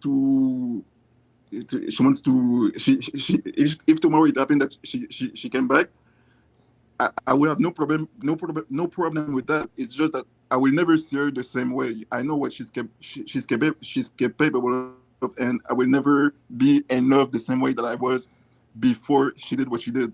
Okay, and so not only her, but it's the same for any woman from now on. Listen, the way you're the way you're talking now, this is the way you should be thinking. I got news for you. She's not coming back to you tomorrow. She's not coming back to you 6 months from now. She's not coming back to you 5 years from now. Okay? She is gone forever. She's done. She is absolutely done. The only here's the thing. If she, let's just say for the sake of argument, she were to reach back out to you tomorrow, say, Dasher, I was wrong. I have seen the error of my ways, and I know that I want to be with you. Would you believe her, yes or no? Yeah, of course, yeah. Why? Because I believe that I'm the best guy. I believe that I'm the best guy. I'm that guy for her, and I still remember the good time that we had, and I think that I understand why. I understand why everything that we all the time that we spent together. I understand why all these things happen, because she was into me just as much as I was into her, and we have a good time. So if she come back, I believe it's because she missed the time that we had together, and she wants to start again. So that's not no problem with that. Yeah, that's not the reason, dude. If she calls you tomorrow, and says, I want to get back together, do you want to know why she's going to do that? It's because the relationship that she's in is on the rocks. Okay, this is what happens, and this is what I was telling Tesvlo on Friday. So she would call him up. Oh, I had a dream about you. Want to get back together, right? Then they would talk for 3 days, and then she would disappear. The reason why she's calling him in the middle of the night is because the guy that she left him for was cheating on her. She was feeling some type of way. She needed validation, so she called him. Used him for validation for 3 days, and then she disappeared again. This girl, you have to understand, this is not the way women work. Women aren't going to all of a sudden say, you know what? This guy really is the best option for me. And listen, I applaud your confidence, Dasher, in you thinking that you are the best option for her, but you don't know that. And it doesn't matter what you think, it matters what she thinks. Your sexual market value isn't determined by you, it's determined by the market. I can sit here and say, I'm Donovan Sharpe and I'm this high value man. But if girls don't, if girls aren't throwing themselves at me, if men don't envy my life, then I can't call myself an alpha male. You understand what I mean? And I've never ever called myself an alpha male, not ever to any degree. But I think what you need to understand, you need to believe what she is telling you. She told you she does not want to see you anymore. And there's another red pill tenet that we use, here in the sphere. Women make rules for betas, but they break rules for alphas. I can promise you that this other guy that she is probably seeing, she probably told him that she was a virgin too. And she probably said, well, I don't do sex before marriage or anything like that. She is 100% having sex with this guy. This is why she no longer wants to be with you. So here's the thing. So it's not possible for her to be honest and truthful with any other guy that she meet, because she have to talk about her story, what happened between us, and all the other guys that she meet. These guys are never gonna know what happened between us. It's only me and her, and just like I said, we have a great time together. So, okay. Listen. That's So you're telling me that she's only going to be honest with you and not with any other guy. Of course not. If she's not honest with me. Yeah. Okay. What makes you think you're the first guy that she's talked to? You don't think she's garnered the interest of other men in your area? You don't think she's given them this same song and dance? I'm a virgin and I'm Muslim and I'm not going to have sex until I'm married and all this other kind of stuff. Like, do you honestly believe that you're the only guy she is capable of telling the truth to? Of course not. Of course not. Yeah, you're right. You know what I mean? Like, again, she could be. And listen, I'm not trying to talk bad about this woman, but I think you need to understand she does not want you. Like, she does not want you. If she wanted you, she would have consolidated on you 2 years ago. But it sounds to me like she strung you along, and when she was ready to tell you goodbye, she said goodbye. Dude, you didn't even kiss her. You did not even kiss her. If you haven't even kissed her, she was never yours to begin with, my friend. But you're saying that because you want to believe that. So why do you believe her instead of believing me? Because I know women, Dasher. I know women. The reason I believe her and not you is because she's lying to you. Okay? When's the last time you talked to her? And June 2024. June of 2024. June, July, August, September, October, November, December, January, February, March. Dasher, it's been 10 months since you talked to her. And you're telling me that you still think this girl wants you. Yeah. Why? What in the last 10 months makes you think that this girl still wants you if you haven't talked to her in 10 months? Because just like we said, no matter what guy that she meet after me, I will always be just like you said in your video, you said that you will never be her first, her best, and all this stuff. And that's going to be the truth for all these other guys that you meet after me. How do you know you were the first? You see what she told you? Because she told you were the first, the best, the biggest, or only. You have to understand, Dasher, that, and I think what a lot of guys get confused about is they let the V word get in their way. Oh, she told me she was a virgin, so I can believe everything she says. Listen, Dasher, this woman tricked you. Okay, this woman tricked you. What she did is she found what I like to call your password. Your password, and for all of you, exactly. She found your password, and here's the reason why she didn't even have to find your password. You gave it to her. She knew that as soon as she told you that she was a virgin, that you would believe everything she told you, and it worked because you're sitting, dude. I have approached thousands of women. I have fucked almost 300 girls, and I'm telling you, this girl does not want you. This is based on my experience. Okay. This girl has done such a number on you. You actually still believe what this woman is telling you, even though Donovan Sharpe himself is telling you she is lying to you. Does that make sense? Like, what she did, Dasher, is she completely disarmed you. She broke you of all of your red pill conditioning by telling you, I'm a virgin. And by her telling you that she was a virgin, she put you under this spell. A spell that is so powerful that after even 10 months of no contact, you still think she still wants you. Here's the thing. Not just her, but any woman that I meet, right off the bat, I really have that mindset that this woman wants me. So when I met her, I already know that I was the guy that she wanted. But the way that she was acting and behaving toward me, it was just another testimony, she was just approving what I already know about about me. So yeah, but here's the thing, Dasher. No, hold on, Dasher. No, you're right. You said she watches red. You said you had a feeling she watched red pill content, right? Because she used things like SMV, this and that, and the third, right? Dasher, listen, man, this woman tricked you. You said yourself she watches red pill content. Any girl can watch red pill content and tell you exactly what they think you want to hear. This woman put a spell on you. This woman listened to all of the red pill content. She listened to all the red pill guys and literally just told you what you wanted her to tell you.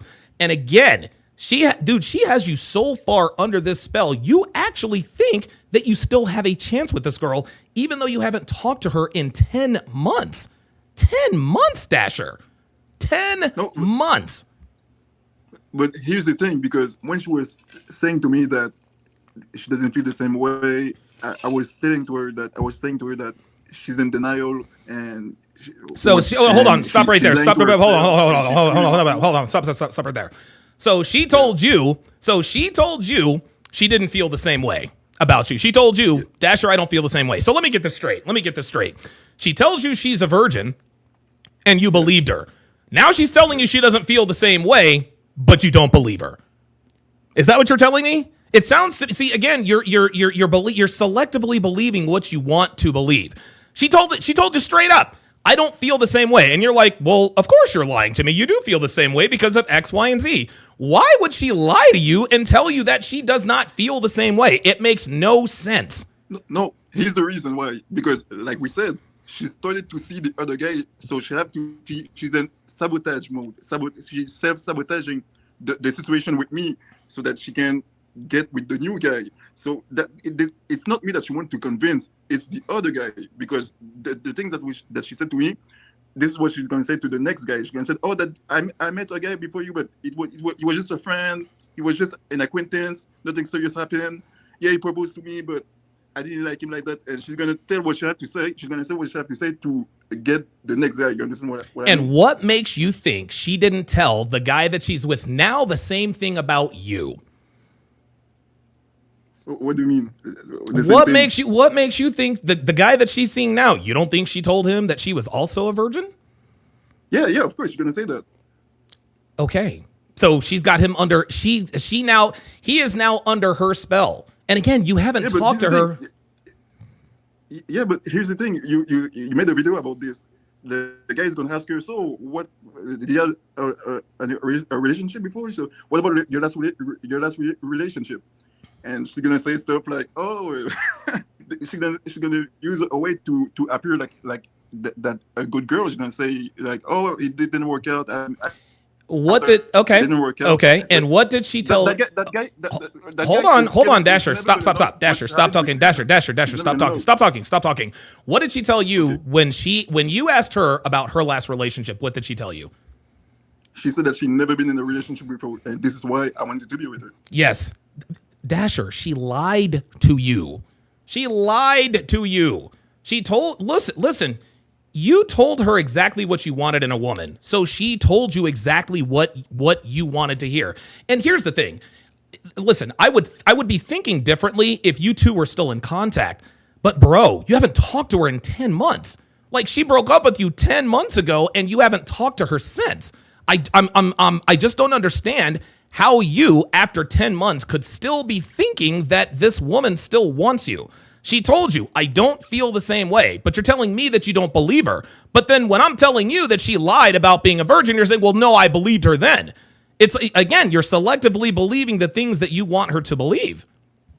Yeah, because you and me, we have no reason to believe what she's saying.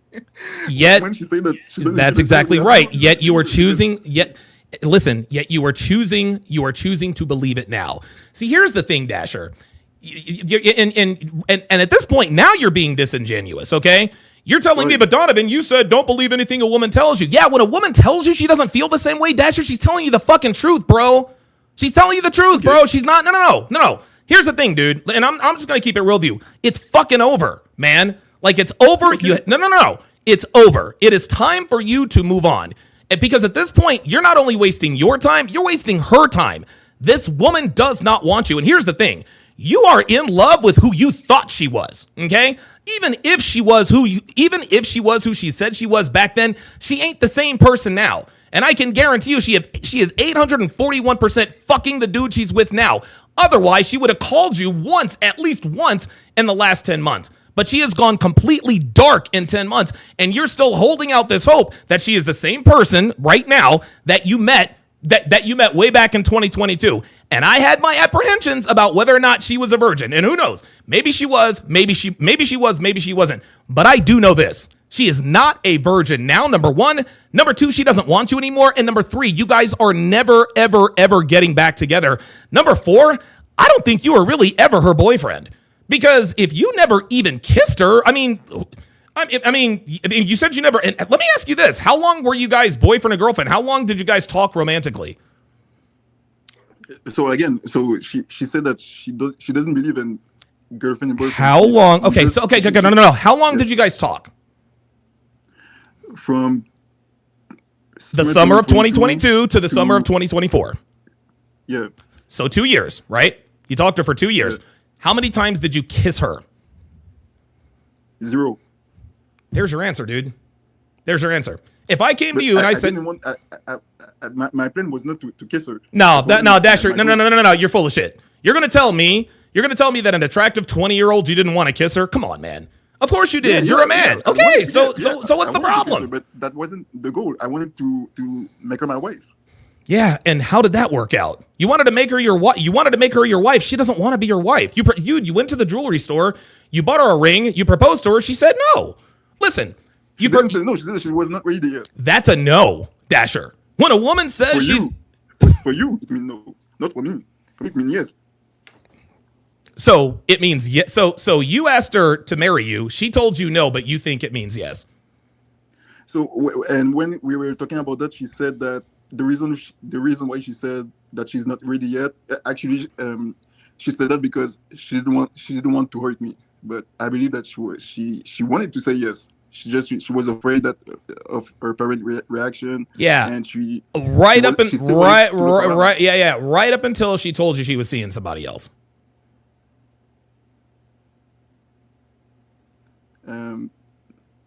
No, it was when that was. Yeah. Sorry. Yeah. So let me get this straight. If she wanted, if she wanted to marry you, then why did she start seeing somebody else? Because the reason why she said she's not ready yet is because she still wanted to look around. Yes, she wants to look around, which means she wants to date around. She told you she's not ready because she did not want to marry you. Okay? She told you she wasn't ready to get married because she wasn't ready to get married to you. And I know this might be a blow to your ego, but I don't think she ever wanted you romantically. I think the two of you, honestly, I think in your mind, she was you guys weren't boyfriend and girlfriend, but I think you need to understand that she thought of you as a friend for 2 years. You never made a move to kiss her. It's like you guys were friends for 2 years. And then all of a sudden you asked her to marry you and she told you that she wasn't married. Or she told you she wasn't ready. And you guys had talked about marriage before. Then remember, you said she started acting strangely.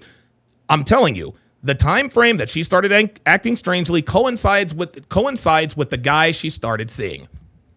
Yeah, this is what I said. I agree. Okay, and is she still with this guy?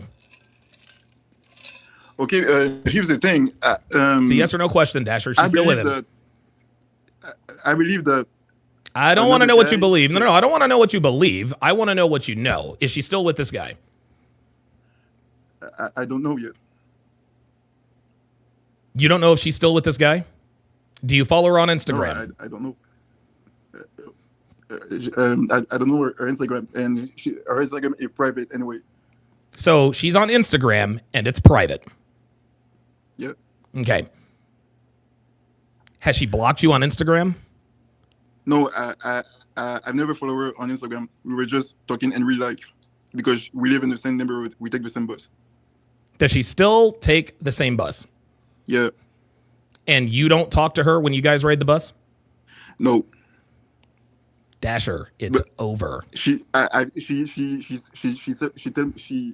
sent me hi, and I see her smiling at me. So, last time I saw her, she was smiling at me because I don't know. That's my when I saw the expression in her face, it was like that's my it seemed like she was that smile was saying like I'm sure that you remember the time when we used to sit next to each other and always talking to each other. And you got all of that. You got all of that from her just looking at you at the. So you got all of that from her just looking at you.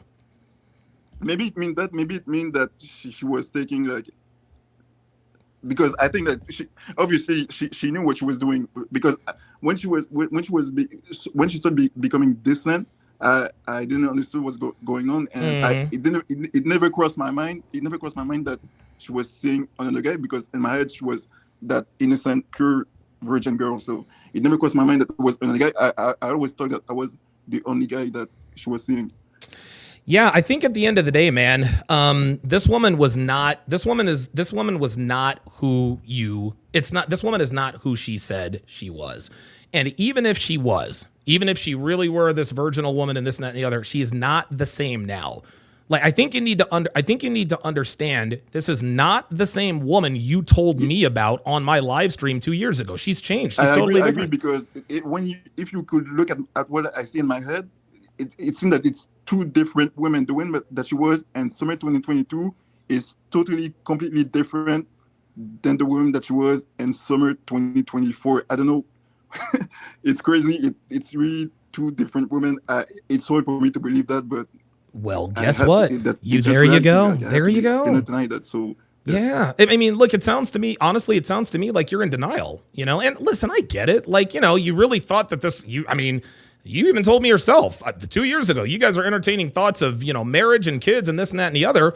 And in my mind, it's almost like you built up this sort of grandiose, you know, this grandiose fantasy. It's like you were imagining marriage with her. And then when you propose to her and she says, you know, and she says she's not ready, then let me clue you in on something. If you ask a woman to marry you and she says, I'm not ready, do you know what that means? That means she's not ready to marry you. She doesn't want to marry you, Dasher. That's what this is. And I know that this is a blow to your ego, but I am having serious doubts as to whether or not she really ever saw you as a husband in the first place. Well, if she never saw me, if she would have never saw me as a husband, then she would have started to put away right in the first week or the first few weeks, because I met many women before her, and I've seen the pattern that when they start to put away, because I already know right off the bat that they are already seeing someone or they're already in a relationship, so they start to put away in the first few weeks or the first few months. But when I saw that she didn't pull away and we were talking to each other for over a year, I said, okay, she's the right woman for me. Yeah, listen, this woman doesn't want you. I'm telling you straight up. You asked her to marry you. She told you no, okay? Or she said she wasn't ready. When a woman tells you she's not ready to get married, that's a no. Number two, she told you she doesn't feel the same way about you. Number three, you haven't talked to her in 10 months. What would this woman have to do to finally convince you that she does not want you? Oh, okay. I have no problem if she say that, but she's not going to tell you that. No. She's not going to tell you. You got to understand, Dasher, you're dealing with a modern woman. I don't know that you realize this, but just because a woman is a virgin does not mean that she does not. That does not mean that she doesn't have modern woman sensibilities. She's playing the same games with you as girls who have slept with 30, 40, 50 guys. She's dragging you along, okay? So, again, I ask you, what is this woman going to have to do to let you know unequivocally she does not want you? Because she's told you she don't want to marry you. She told you she doesn't feel the same, and she hasn't talked to you in 10 months. There's nothing more she can do. At this point, it's incumbent upon you to understand the very it's not, and here's the thing, it's not like she's sending mixed signals, right? Like Tesvlo says, hey, look, man, every couple of weeks, she's calling me up and telling me she wants to get back together. This girl's not even doing that with you. She has given you no sign whatsoever. And I know it's hard, but you're clinging onto this relationship you thought you had. She's not the same person. And to be quite honest with you, neither are you, right? So what does this woman have to do to convince you that she is finally done? Period. Okay, so yeah, if she's truly with another guy and she's gonna get married to another guy and they have kids, so yeah, she's truly done. But even if it's go that far, if she didn't met that guy or these other guy, I don't know if she's seeing just one guy or many other guy, but things might have been different if other guys didn't come to approach her and flirt with her. Yeah, but that's just it, Dasher. That's just it. No. But they don't. No, listen. No. Hang on. But they did. Okay. Like, listen. We can sit here and say, well, if she hadn't met this guy, then no, Dasher, bro. I'm telling you right now. If she wanted to be with you, she really would be with you. I've got a super chat here. It's actually dedicated to you here, Dasher. So Panda Trucker says, with the $10 super chat, says, Dasher, I've been right where you are right now. I simped for a Nympho 304 who said all the right things to get what she wanted from me. Listen to Donovan. He knows what he's talking about. Here is another super chat. Sean Morse with the $10 super chat says, Dasher doesn't understand that he was the guy she practiced her game on. Girls do this all the time. When you fall for it, they use it again on guys they actually like. This is called girl game. Mac with the $5 super chat. Appreciate that very much. We got one more super chat here. Mac, again, foodie call got out of hand. Let me ask you this, Dasher. Did you ever take her out on dates? We went on a walk at the mall, in the woods, and what other place? Okay. So that was it. But you guys have never been out like on a dinner date or anything like that? No dinner date. No. Okay. You guys never did coffee or anything like that? No, I already know that I should never get a woman on stuff like that. Dinner date. I should only go coffee date or a walk. Okay. Did you ever meet her parents? No. You never met her parents. This is a Muslim. No, because she said that if her parents knew about us talking to each other, she would have problems. So I didn't start to see her parents. So she didn't know. That was in secret. But if I can say that, but no. I understand. But if a woman really likes you, she'll like. You ever heard of the William Shakespeare play Romeo and Juliet? Have you? No. Well, there are two families, okay? There were the Capulets and the Montagues, okay? Romeo came from one family, Juliet came from the other, okay? The Capulets and the Montagues were mortal family enemies, but somehow Romeo and Juliet fell in love with each other, okay? Neither family wanted them to be together, but they loved each other so much they figured out a way to, I guess, make it work in the short term, okay? If a woman really does love you, she is going to do whatever it is she wants to do. Number one. Number two, you said she's seeing this other guy, right? Do her parents know that she's seeing this other guy? Probably not. So she's dating all of these guys in secret, you think? Okay, I might be wrong, but for now, I think that that with the other guy is probably in secret too. How do you know? You haven't talked to her in 10 months, Dasher. Yeah, I might be wrong. I don't know. No, but that's just it. You're the things that you're putting in your mind. You hope that she's dating this dude in secret, right? But again, let me run this down. You never kissed her. You never had sex with her. You never took her out on a date. She told you when you asked her to marry you, she said she wasn't ready. She told you, I don't feel the same way about you, and you've never met her parents. I don't know what other sign you need to compel you to move on from this girl. Because if you... I move on. But the thing is that the reason why she said that she doesn't feel this way is because she met the other guys or the other guy. So even well, there you go. There you go. She is, look, man, if she says, I don't feel the same way because, let's say you're dating two girls. One girl says, I don't feel the same way because my parents don't want me to date you. The other girl says, well, I don't feel the same way because I'm dating another guy. The girl who's dating another guy is the girl who's the furthest away from you. It all fits. She told you, I don't feel the same because I'm seeing another guy. And as far as you know, she's still with this other guy. So she is still with this other guy, and this guy is the reason why she said, I don't feel the same way about you, but you still think she wants to be with you. But if she did that to me, she might do the same to the other guys. So what do you care? So at the end of the day, I am the winner in that story. You are not. No. Check this out. Let's just run the scenario. Let's just say the two of you actually did date. Let's just say that you guys dated, had sex, religion and race and all that. Let's just throw that out the door. Let's say that she starts seeing another guy. Let's say she starts cheating on you with this other guy, right? And you say to yourself, well, you know what? She cheated on me with this guy, but she'll probably cheat on him, right? Girls don't cheat on, girls do not cheat with guys they break up with, okay? They don't cheat on guys they don't cheat with guys they break up with. She's not coming back to you. The guy that she's seeing now in her mind is one level above you. If she decides to break it off with that guy, she doesn't have you waiting in the wings. And here's why I know this. You want to know why I know you're not her backup plan? Because you haven't talked to her in 10 months. It's been almost a year since you've talked to this girl. Again, haven't met her family, haven't kissed her, hadn't fucked her, never took her out on a date, got her a ring and asked her to marry you. She said she wasn't ready. And she told you she didn't feel the same. I don't know why you think this girl still wants you, because if she wanted you, she would make that clear. Okay.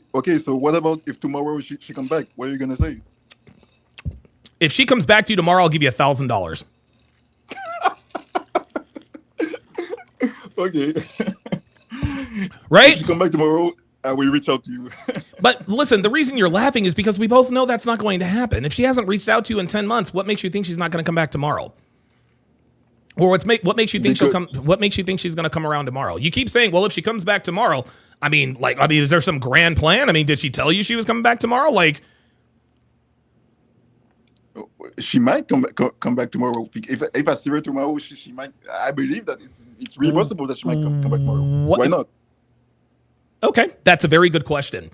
How do you think it's likely that she comes back tomorrow? Because no. Yes or no? At the moment, she might remind herself that all the good time that we had together. No, she's like missing me. This is This is wishful thinking. And I know you're. See, here's the thing: you're projecting the way you feel about her onto her. The reason why you still want her back is because you're thinking about all the good times that you had with her, right? But if she really did have such a great time with you, then she would be with you now instead of still with this other guy. And here's the thing. What you're telling me is it's possible that she comes back to you. And you know what? You're right. It is possible that she comes back to you. It's also possible that I get drafted by the New York Yankees tomorrow. But guess what? It's not going to happen. As a man, Dasher, you need to learn to live your life and make decisions based on probabilities rather than possibilities. Have you ever watched Fresh and Fit? Yeah. Okay, right. No, stay with me. Got the 35-year-old post-wall woman, she's got the tattoos and this and that and the third. What do all of these women say when Myron asks them, what kind of man do you think you want? What do they tell you? Well, they say that they want men with a lot of a lot of money, a man who makes six figures, stuff like that, fit, all this stuff. Right, exactly. Now, is it possible that these girls might actually find a guy that takes them seriously? Yeah. Of course, it's possible. Listen. And I want you to understand this. Anything is possible, Dasher, but not everything is probable, okay? If you watch the sport of baseball, if Shohei Ohtani is in the box with the bases loaded and I'm a manager, I'm not going to call in a right-handed pitcher. I'm calling in a lefty. You want to know why? because left-handed batters have a much harder time against left-handed pitchers. Now, is it possible that Shohei Ohtani hits the ball 450 feet for a grand slam home run? Absolutely. But if I'm sending it a lefty, it's much less probable. You can't live your life based on possibilities. You have to live them based on probabilities, because you're like, it's possible she comes back tomorrow. Bro, you probably said this to yourself for the last 10 months, and she hasn't come back yet. Yeah, okay, but here's what I said. That just like I told you, if she come back tomorrow, like I told you, I will not see her the same way. Like I know what she's capable to do, and not only her, but any woman that I meet in the future, any woman that I meet in the future, virgin or not, I know that they just like you said, like she's not yours and she's never single. So my view have changed. I'm not looking for loyalty from a woman anymore. Okay, well then you should not be waiting on her anymore. Let me ask you. I'm going to ask you one last question, because I got a couple of guys on the line here. Do you think she's ever going to come back to you? Yeah. No. Let me rephrase the question. If you had to bet an amount of money that mattered to you, I'll tell you what. If I were to bet you $10,000, Dasher, I'll bet you $10,000 this woman does not come back to you in 6 months. Would you take that bet? No. There you go. So of course you wouldn't take that bet, because you know she's not coming back to you. It's like you're holding on to false hope. And she has given you no reason. She's giving you no... Look, I can understand it if you guys were texting and talking every once in a while. I could completely understand why you would think this way. But again, she has given you absolutely no sign that she is even thinking about you right now, other than smiling cordially at you at the bus stop. She has let you go, but you haven't let her go. You really, really do need to let her go, because I'm telling you, and you're a good-looking guy. Like, I've seen what you look like. Pause. Dude, you could be missing out on other opportunities because you're still hung up on this girl, man. Yeah, I understand what you mean. Like, I'm not gonna miss out on other opportunity, but I'm not looking for the same thing anymore. I'm not looking to get married and. Okay, well then, if you're not looking for the same thing, then why are you waiting on her? Yeah, no, because why? Why are you waiting on her? You've never kissed her. You've never had sex with her. So what's the big deal?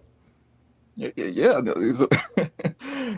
I'm not waiting on her. I'm not waiting on her. I just want to say that if she come back, I'm gonna see her in a different light. Okay, all right.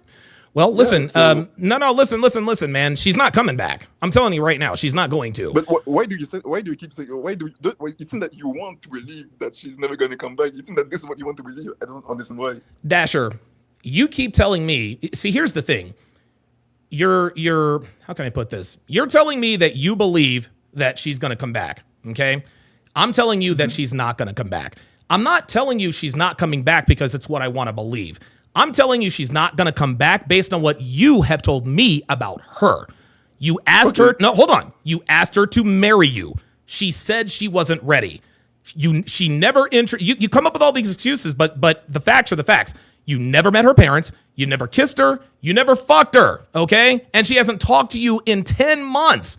This is not what I want to believe. These are the facts. You're telling me I believe she's going to come back, and I ask you why. You can't tell me why. Then you tell me, well, you don't believe she's coming back because it's what you want to believe. No, I want to believe that she's going to see the error of her ways. But based on what you've told me, there's no way she's coming back. I don't want to believe this. Dude, I'm backing up what I'm telling you. Like, seriously. Like, I don't know what more I have to tell you, bruh. Well, I believe that she might come back. I don't know. Only God knows, but she might come back. It seems that you believe that it's fact that she's never going to come back, but you were not there, didn't so how it. Dasher, with all due respect, you sound like a woman right now. You weren't there, so you don't know. No, I don't have to be there to know. You told me you bought her a ring to propose to her. She told you she wasn't ready to get married. Then she told you she was seeing someone else. Then she told you she doesn't feel the same. You haven't talked to her in 10 months. Yet you didn't meet her parents. You've never taken her on a date. You've never kissed her or fucked her. Did it ever occur to you that she never thought about you romantically? Like, was this even a relationship? Wait, but when I was flirting with her at the beginning, why did she flirting back with me? Well, because she probably did like you like that. wait, she was flirting with me back, but she didn't like me. I don't get it. Okay, what is she doing now? Yeah, but I'm not. Now she's seeing this other guy. Yes, she's seeing this other guy because she's seeing this other guy because she likes him and not you. Okay, but here's the thing. What about? Okay, because I don't. Because if you believe that for me, then what about all the other story about all the girls out there who have new boyfriend but still go back to the ex-boyfriend or cheat with the ex-boyfriend? What about all the story or the ex-husband? What about all the story? Why do they go back if they move on? Dasher, If Dasher, move on, why stop do they talking. still go Stop. back? Hey, stop. You were never her boyfriend, Dasher. Okay? You didn't date her. You didn't fuck her. You didn't even kiss her. That's the difference. Women cheat with familiar dick. You're not familiar. Okay? She's not going back to you because she never fucked you. It doesn't work the same way. You're not the dude, you're not the ex-boyfriend. You are the dude in the friend zone who still wants her.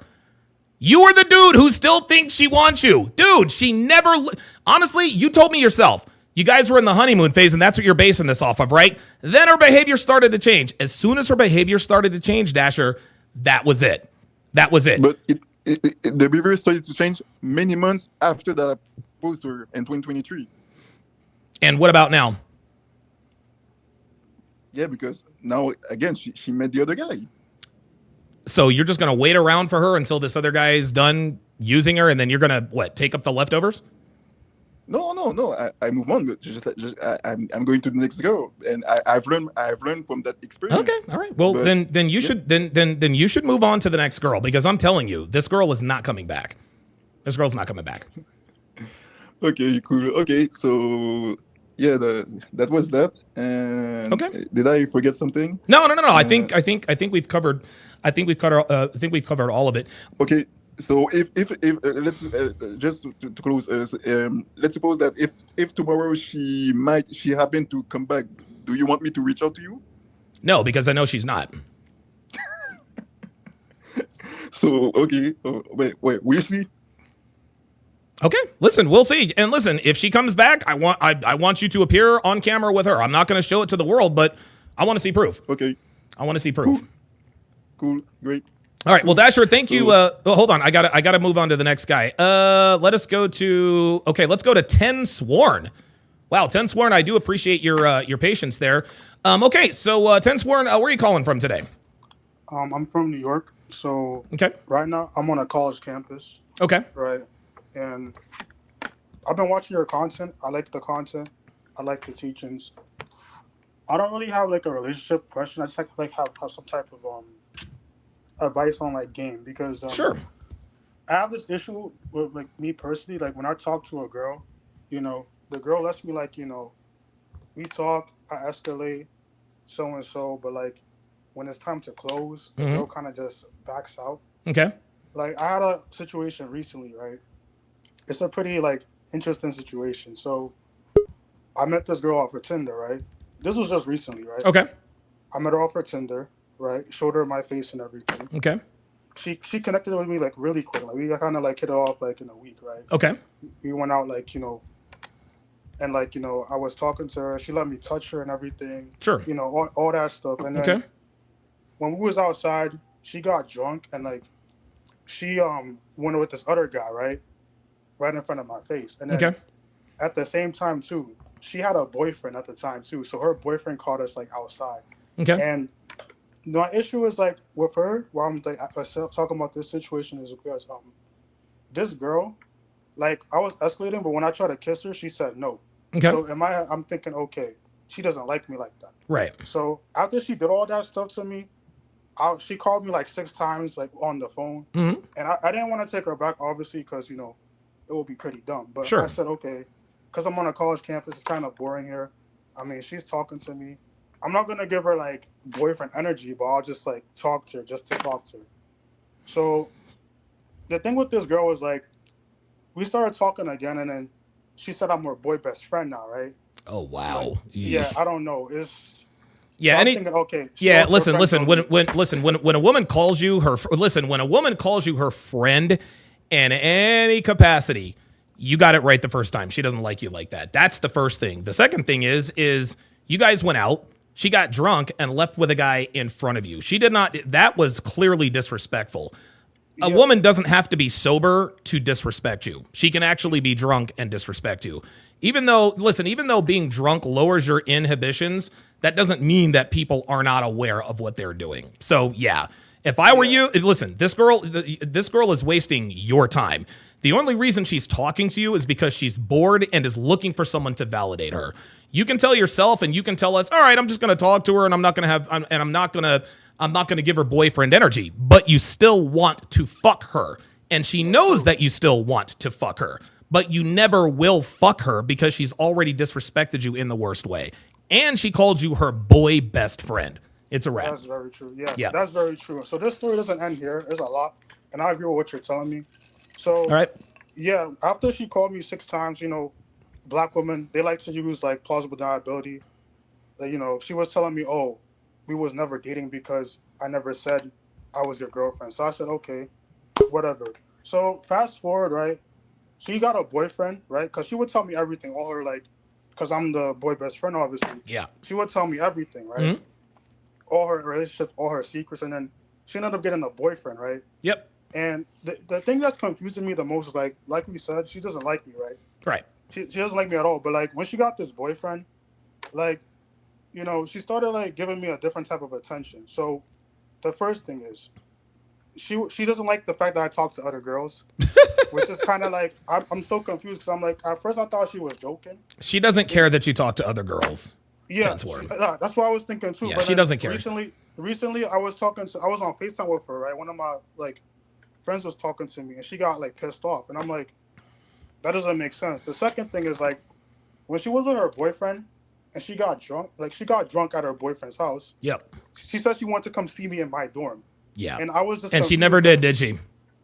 Actually, she did. Did you fuck her? No, I didn't. Okay. But yeah. I'll tell you why she came to my dorm, because she came to my dorm because she was mad at her boyfriend. Mm-hmm. And she just wanted to make him Yeah, make him jealous. Make him jealous. So my thing is it's I agree with what you're saying, but my issue is when I talk to a girl, they will give me all this false these false hopes. I would think, okay, the signs are there, everything is there, but then when it's time to close, it ends up being something like that. Yeah, see, and listen, girls are it's so funny. Girls are they're nefarious in this way. She doesn't care that you're talking to other girls. There are girls, and this is funny because this is what girls are doing now. Girls will pretend to be jealous that you're talking to other girls to make you think that she likes you. And that's what sticks in your mind. That's what sticks in your mind. Every time you have doubts as to whether or not she's leading you on, you think, well, she gets jealous that I talk to other girls. No, she doesn't. She tells you she gets jealous. She tells you or shows you that she gets jealous because she wants you to think that she likes you like that. She only keeps you around for validation, okay? And she told you, well, we were never going out because you never called me, you never said I was your girlfriend, or you never said you were my boyfriend. But then she goes and gets a boyfriend. She doesn't like you. Here's another thing. When a woman calls you her boy best friend, it's over. Here's another thing. The reason why she tells you about her relationships is because she does not care what you think of her, okay? When a woman, you ask the average woman what her body count is. If she likes you, she'll tell you she's fucked 3 guys. If she doesn't like you, she'll tell you she's fucked 75 guys. The only reason why, this is why she feels comfortable with you, is because she doesn't care. She doesn't care. And if she, let's just say that she had, let me ask you this. Let's just say that this girl that you're hung up on, let's just say that she had a guy, let's just say that she had a gay guy. She was best friends with a gay guy. Do you think that her gay guy best friend knows what her body count is? If I think he knows what his body count is. Do you think she's going to be honest with her gay friends? Yeah. Why? I think so. Why? Because the gay guy, she thinks, okay, he's not trying to come at me, so. Right. And do you think right? Do you think that she would be attracted to the gay guy? No, not at all. There you go. She's not attracted to you. That's why she's telling you these things. Okay? The reason why girls reduce their body counts when you ask them, and you shouldn't, but the reason why girls reduce their body counts is because they don't want you to think they're a slut.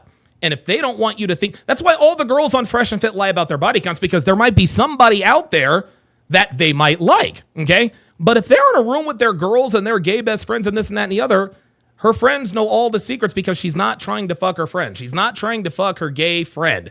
That's why the gay friend knows everything. She's not trying to fuck the guy in the friend zone because, and here's the thing. She's not turned on by you. All she's doing at this point is using you for validation. The fact that she called you her boy best friend and she's told you all about her relationships, there is no chance you will ever fuck this girl. If she is wasting your time, honestly, you need to block her. You really, really do, because what she is doing is she is trading on your desire to fuck her. That's it. And you will never fuck her. She got drunk, got mad at her boyfriend, and came over to your dorm room. That was the chance you had to fuck her. She didn't let you. That's it. No, she didn't let me. No. So, nope. No, I agree with what you're saying. So I was thinking about blocking her, but the issue is this, right? So I have a few people I talk to, and they tell me, okay, this girl likes you, but let me tell you why they think that. So I agree with what you're saying, but this girl, when she came to my dorm, she brought me like groceries. Like, I was just very confused because I was thinking, okay, she's just trying to be a nice person, but they told me, oh, no, that's a good big sign because no girls like buy groceries for a man. And I'm like, and also the other thing too is like when we went out, we took a picture together, and she still has that picture as like her contact photo of me. So it's like, of course she does. Yeah, of course she does. What do you think about that? Like, cause bro. Listen, hold on, bro. She brought hold on. She brought you groceries twice. Okay, but she brought you groceries twice. You took a selfie. That's still your contact information. Guys are telling you that she likes you. Okay, right? And she gets jealous when you talk to other girls. Yet you still haven't fucked her. My friend, 10 sworn, she is doing these things to make you think that she likes you. Okay. All of these people, let me ask you something. Do you think she likes you? No, not at all. Okay, well, there you go. There's your answer, bro. There's your answer. The reason listen, there could be a million different reasons why she is giving you what these people think are choosing signals, okay? She would have chosen you by now. This is what we call mixed messages, mixed signals. A girl will say something to make you think, you like her, make you think she likes you, and then she'll do something that makes you think she doesn't. Then she'll go back and forth. If a girl likes you, she will never do or say anything that would lead you to believe that she doesn't like you, like coming over to your dorm room and not having sex, or telling you about her relationships, or getting drunk and going home with some random guy after you took her to the club. These are not the things that women do when they like you. Yeah, thank you, because I just wanted to confirm with you, because I just felt like you had a better understanding of it. Yeah, so I'm gonna block her probably this week. No. There is no probably. You need to block her right when we get off this phone call, because listen. She's wasting your time, and your money. She is stringing you along, my friend. It's time, dude. Seriously, she's wasting your time, and you told me yourself that you don't think she likes you, and you're right. All right, so I'm gonna definitely block her after this call. Okay, I'll let you know. But the thing is, since we're having this conversation, that's my main issue. Like, I talk to these girls, it seems like it's going good, and then the mixed signals come, and like, I don't know, like it's like a recurrent trend for me. Okay, so I don't know if it's like my game or like. Yeah, it's probably your game. Your game. Yeah, that's it. What do you suggest about that? And you sound like a young guy. How old are you? I recently turned 23. So yeah, you're young. Yeah, dude, you're young. You're not supposed to have game, man. Like, come on. Like, dude, I didn't have any game when I was 20. Dude, nobody had game when they were 23, man.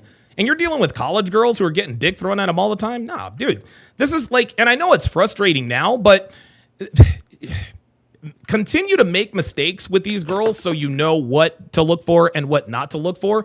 But I wouldn't feel bad about not having any game. Dude, go to tsracademy.com, and there's all kinds of products there that could help you. But nobody gets this stuff overnight, man. You're 23 years old, man. What you should be really concentrating on is building up your body, building up your savings, becoming financially shrewd.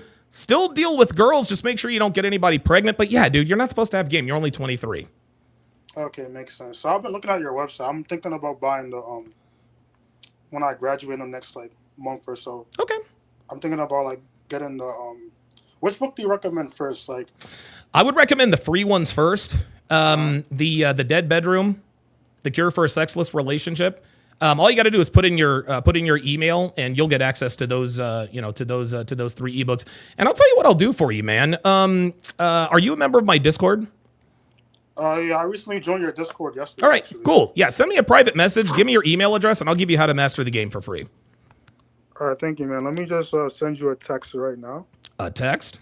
Oh, you mean on Discord? Yeah, on Discord. Yeah. Okay. Yeah, I'll get it, and I'll get it, and I'll respond. Let's go to the next one. Let us go to, looks like Sean. Sean, you there? Sean, where you at? Okay. Guess Sean's not ready. Let's go to Chris. Christopher, are you there? Yes, sir. How you doing today? Hey, doing good. Chris, where are you calling me from today? I'm calling from Louisiana. Chris in Louisiana. Okay, what's on your mind, Chris? All right. First, I watch your content a lot, and I really do like your content. And congratulations on all your success. Thank you.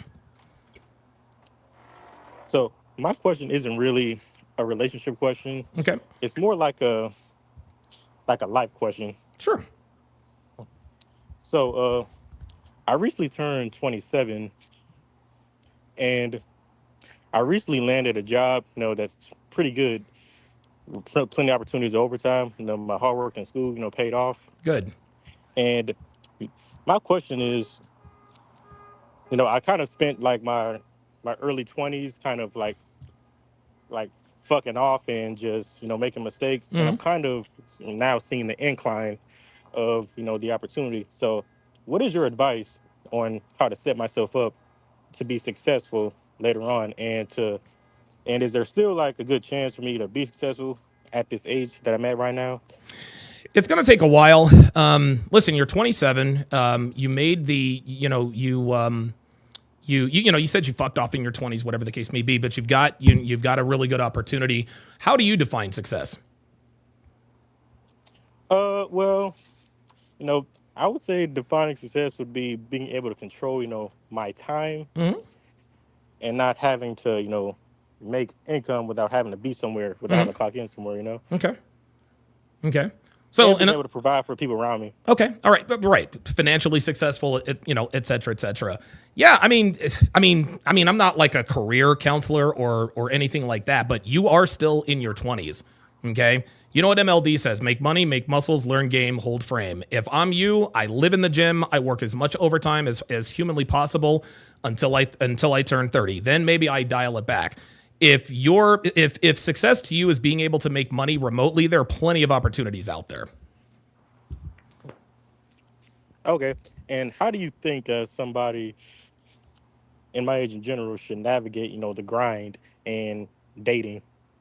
Oh my God. Yeah. I mean, navigating the grind of dating, there's no two ways about it. You're going to have to fall. You're going to have to skin your knee. You're going to have to bust your nose. See, here's the thing, man. You got to make every mistake humanly possible with women. You have to fail with women. I didn't get good with women because I just came out of the womb this player. No, man. The reason I'm good with women is because I have a lot more failure than success. You see, Chris, there are a lot of guys out there who are afraid to put themselves out there because they're afraid of getting hurt. Understand this, Christopher. You are going to be hurt by a woman. If you have already been hurt by a woman, you're going to be hurt by another woman.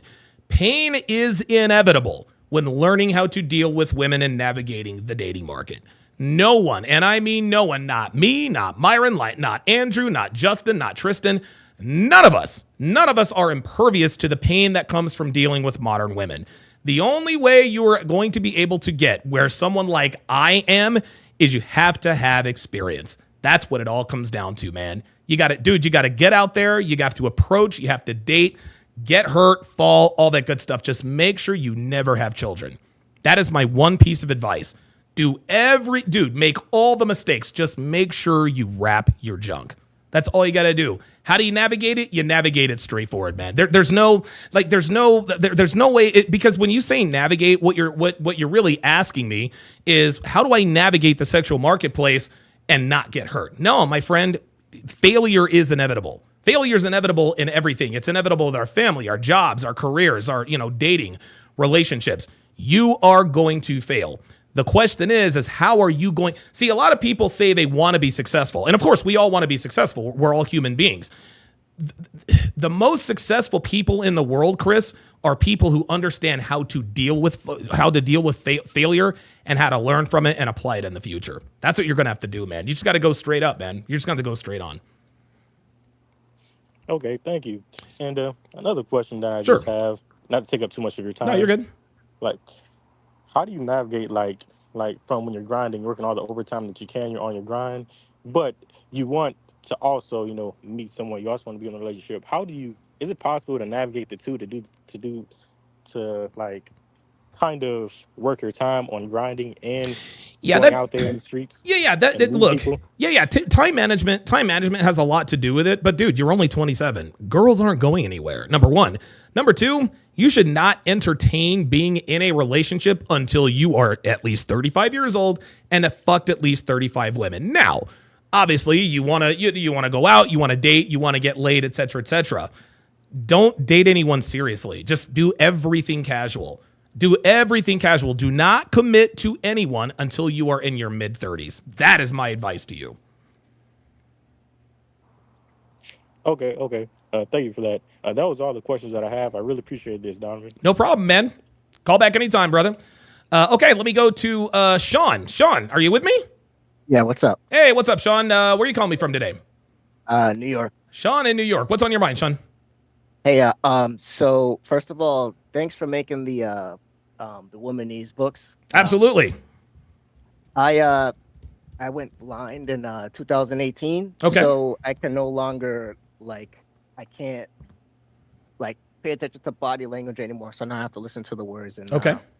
I've been listening to the books. I bought it from the FNF bundle. Shout out Fresh and Fresh. Oh yeah, absolutely, yes.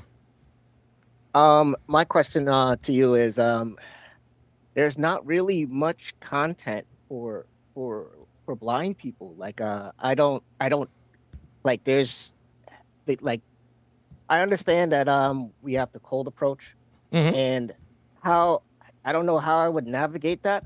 I'm not afraid to go outside. I meet women all the time. I talk to women all the time, but it's just it seems like I'm just not getting no success. So what can you recommend for me? Yeah, I really, honestly, Sean, I don't know what to tell you. The reason I don't know what to tell you is because I'm not blind. Because I don't have that impediment, I can't really advise you on what to do because I don't have that impediment. Give me a second. Let me look something up here. Hang on 1 second. Give me 2 seconds here. Okay, very good. Okay, so, you know what? Check this out. What you need to do is you need to Google Charlie Kramer, just like it's spelled, Charlie Kramer. There's also a website, Dating 101, when blind or low vision. 5 dating tips for people who are blind or have low vision. There's all kinds of help out there for people who, and I mean, are you completely blind or are you just legally blind? Totally blind. Oh, so you're totally blind. Yeah. And again, I would love to help you, but I mean, I don't have that challenge. So unfortunately, there's nothing really I can say to really help you out, man. I do apologize. How was the last name spelled? Craymer? No, it's Kramer. Charlie Kramer. Okay. Copy. All right. That's all I had for now. Thanks. All right. Thanks, Sean. Appreciate it. Yeah. I mean, listen, obviously I can't help everybody. All right. Let me read these super chats and then we will continue with the loyalty test. Here. Give me 2 seconds here. Boy, quite a day today. Abdullah Al-Hami with the $2 super chat says big ups to you for helping young men. Great. Appreciate that very much. Thaddeus Brown Walker with the $5 super chat said, don't take this man to a strip club. He'll blow $800 on cinnamon because we, quote, had a connection. Yeah, that was bad. That was real bad. Another $5 super chat from Abdullah Al-Hamli says, what's even more worrying, imagine a world without the likes of Donovan and Fresh and Fit. Where would we be as men? This call shows how important the red pill space is. Yeah, man, I don't understand. It sounds to me, and I'm not trying to talk shit on the guy, but, all of the signs are there. Again, he asked her to marry him. She said no. She started seeing someone else. She says, I don't feel the same way. He hasn't met her parents. I don't know what about the situation makes him think that she is going to come back tomorrow. I just, I don't know. You can't help everybody. And the thing is I don't know if he's delusional. I mean, he might be having delusions of grandeur, but that, I don't know. I mean, look, dude. I mean, I explained that. I mean, I don't think there's anything more that I could have done for that guy. At this point, if he's going to continue to pursue this relationship, listen, what you guys got to understand is some people have to learn the hard way. I mean, listen, I can give you guys all of the advice. I can give you guys all the advice, that I can, but it's up to you to follow it. I mean, I led Dasher down the path. Dude, you guys even saw, I brought up the video from 2 years ago. And, he still believed that he found a special girl, So that's how that goes. Jabari Hinson wants to know, wait a minute. Jabari Hinson says, how do I call in? Yeah, Jabari, if you want to call in,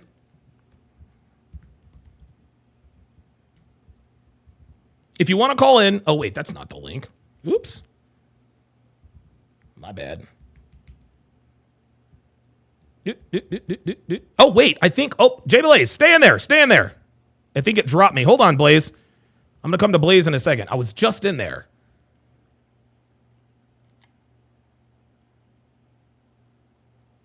Hang on. Was that Blaze? Ah! Damn it. It kicked me out. All right, Jay Blaze, if you're still here, jump back in. It kicked me out right when you were in. Jay Blaze says, Don, I think he's hoping is in her. Yeah. I think he's holding out hope. Man. And again, guys, as obvious as it seems to, oh, wait a minute. I heard somebody. Hang on a second. There it is. There he is. Hold on. Gotcha. There you go, Blaze. What's going on, brother? How you doing, man? Hey, what's up, man? Not too much. Bring it back to Dasher. Yeah, Jesus. These women in the Middle East have been completely westernized. And the reason she went to Canada, the family takes them to Canada to get the education because it's easier to get a visa in Canada. Because they're so far left. It's the same thing for the UK and in these. So they'll go over there and they basically spend their entire 20s just, in their hoe phase. Yep. And so that's exactly what she's doing. Dude, I don't know, man. He really seems to be in denial because I walked him through everything. I gave him all of the reasons as to why she is never going to come back, but he still asks me, what if she comes back? There's nothing I can do for him at this point. If he doesn't, honestly, listen, I understand that the guy is delusional, but as a man, I walked him through everything. She turned him down. She turned down his proposal. He's never kissed her. He's never fucked her. He's never really taken her out on a proper date. She's seeing somebody else, yet he believes for whatever reason that she is going to come back. I just don't understand. Yeah, I still remember when that happened to me, and it took me a couple months to really sink in. But dude, 10 months, and I think he is trying to rationalize it because she's Middle East, and dude, we are under the belief that a Middle Eastern girl is not like the women here. They absolutely are. We're conditioned. Yeah, they are. And dude, you have to break down Love is Blind, Habibi, because that's next. We're doing it next, man. Yeah. You see, King Life can tell you, dude, they are so far gone. Oh, I can't wait. It's almost shocking. Dude, it's the greatest. Okay. So for anyone like Dasher who thinks that Middle Eastern girls are still these perfect girls, man, listen, you're going to have to watch this Love is Blind breakdown. That, by the way, that is going to be the next dating show we break down. Is Love is Blind. And dude, they are getting flown out. They're going to Canada. They're doing everything. These Western women. It was almost shocking because that takes place in Dubai. And you just think, you don't really think that way. Wow. Yeah. Wow. Yeah, I think that, and again, I get it. He ran up on a pro. You know what I mean? He ran up on a pro. He's her being from the Middle East and her telling him that he's a virgin. he still thinks that she's the same girl that got here. And who knows? Maybe she really was who she said she was at the beginning. She's clearly not anymore, but he, for whatever reason, just can't wrap his mind around the fact that she just might be different now, man. No, I agree with Panda Trucker. She's not a pro. She was training herself to be a pro. She was practicing other techniques on a guy she didn't like. There it is. So she could have the experience. For the guy she likes. The woman did that to me. I was like, oh, now I see the signs. And I was like, dude, it is wild. And the funny thing is he even said it himself. He was like, well, she told him exactly what she told me. Right. Just like you said, because, well, she was practicing on you. That, like, you were preseason. You don't mean anything. Now it's the regular season. Now it's for real. That's why she's still with this guy. She hasn't talked to him in 10 months. 10 months, dude. Yeah, I completely agree. Crazy. And I will say, dude, this Temptation Island is the greatest ever. Oh my God, this guys, right after the show, I'm telling you right now, this is the greatest season of Temptation Island ever. It's the greatest ever. The dudes are way ahead. Dude, the dudes are so far ahead. We got bitches going into tents, lighting up the, lighting up the red light just to make the guys think something. This is incredible. I've never seen anything like it. Dude, it is like 40-0. It is such a blowout. It's Super Bowl 59, bro. Get cheap field goals. Yep. They're just trying to get cheap field goals just to say, oh, yeah, we actually did try something. I'm just like, no, you didn't. And it didn't work. These guys had nothing to worry about. Oh, my God. I'm convinced that Brian is doing everything in his power to leave with Shantae. I think he will. It's the same thing for having like a rotation of like 5 women, so you don't care about one too much. That's right. So he's not doing anything one-on-one. No, it's threesomes only. And I think he might, dude, I think he's going to have at least one more threesome before he leaves. Even though he says it's out of his system, I don't think so. I think if he adds a Shai with either Alex or Courtney, I think he's goated. He's in Mount Rushmore. Dude, I'm waiting for one more. Dude, I'm waiting for one more threesome, and I will put him on that Mount Rushmore. You going to be there for the breakdown later tonight? I will. Yes, sir. All right. All right. Yeah, I'll talk to you soon. Yep, that is Jay Blaze. Listen, Jay Blaze and I. Jay Blaze is he's been a supporter for a while. He's a very good friend of mine. Very good friend of mine. Okay, guys, let us finish this. Let's finish this. Let us finish this.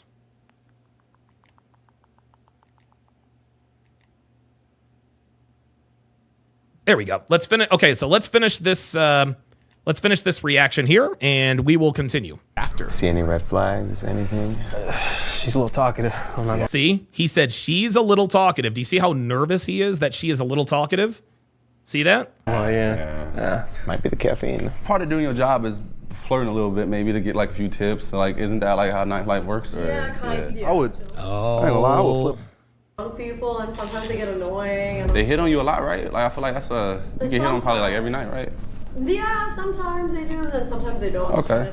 Do my job, you know. Okay, so once again, this was news to us. Tommy never mentioned that she worked at a bar or a club or whatever. It's not a bad thing, it just validates his suspicions. Does she flirt for cash? And if so, is it just for cash, or does she keep in touch after? See any red flags? Anything? She's a little talkative. I'm not gonna lie. See, she's a little talkative. Might be the caffeine. Part of doing your job is. Ali Satillo says he's lucky that Delon is not on the show. Yo. This right here, y'all don't want this nigga. You do not want this nigga anywhere. Listen, I'm Donovan fucking Sharpe, and I wouldn't let Devin watch Delon on TV. I'm sorry. Flirting a little bit, maybe to get like a few tips. So, like, isn't that like how nightlife works? Yeah, kind of. See that? I ain't gonna lie, I would flip See out. that? If, like, I don't know, my girl worked in nightlife. Yeah, I wouldn't flip out, but man, I'll be so subconscious. Like, I'll be like so. All right, looks like I got somebody else on the line. Let me see here. Hey, we got Phoenix Light Games in the house. PLG, what's going on, brother? How you doing, man? I'm doing good, Donovan. How are you doing? Doing good, brother. What's on your mind? Yeah, I just wanted to pop in real quick. You know, I know you got a loyal taste and breakdown, so I'm not gonna be long and everything like that. I just wanted to keep you guys updated on what's going on my end. Yeah, what's going on, brother? Yeah, because I owe this to everybody in the chat. So, okay. Yeah, I've been gone for a couple of weeks, for about a month, because somebody in my family had a cancer scare and everything like that. So So yeah, it was somebody in New York.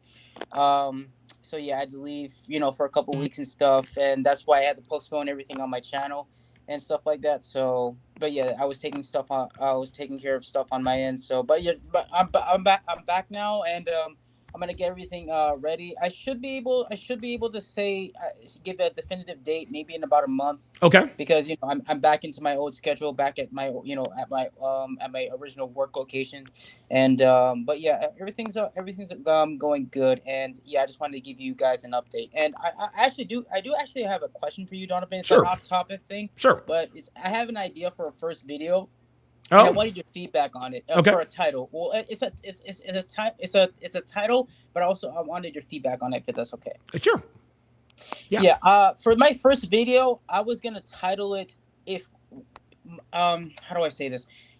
What do modern women hate more? Do they hate admitting that they're wrong, or do they hate admitting to a man that he's right?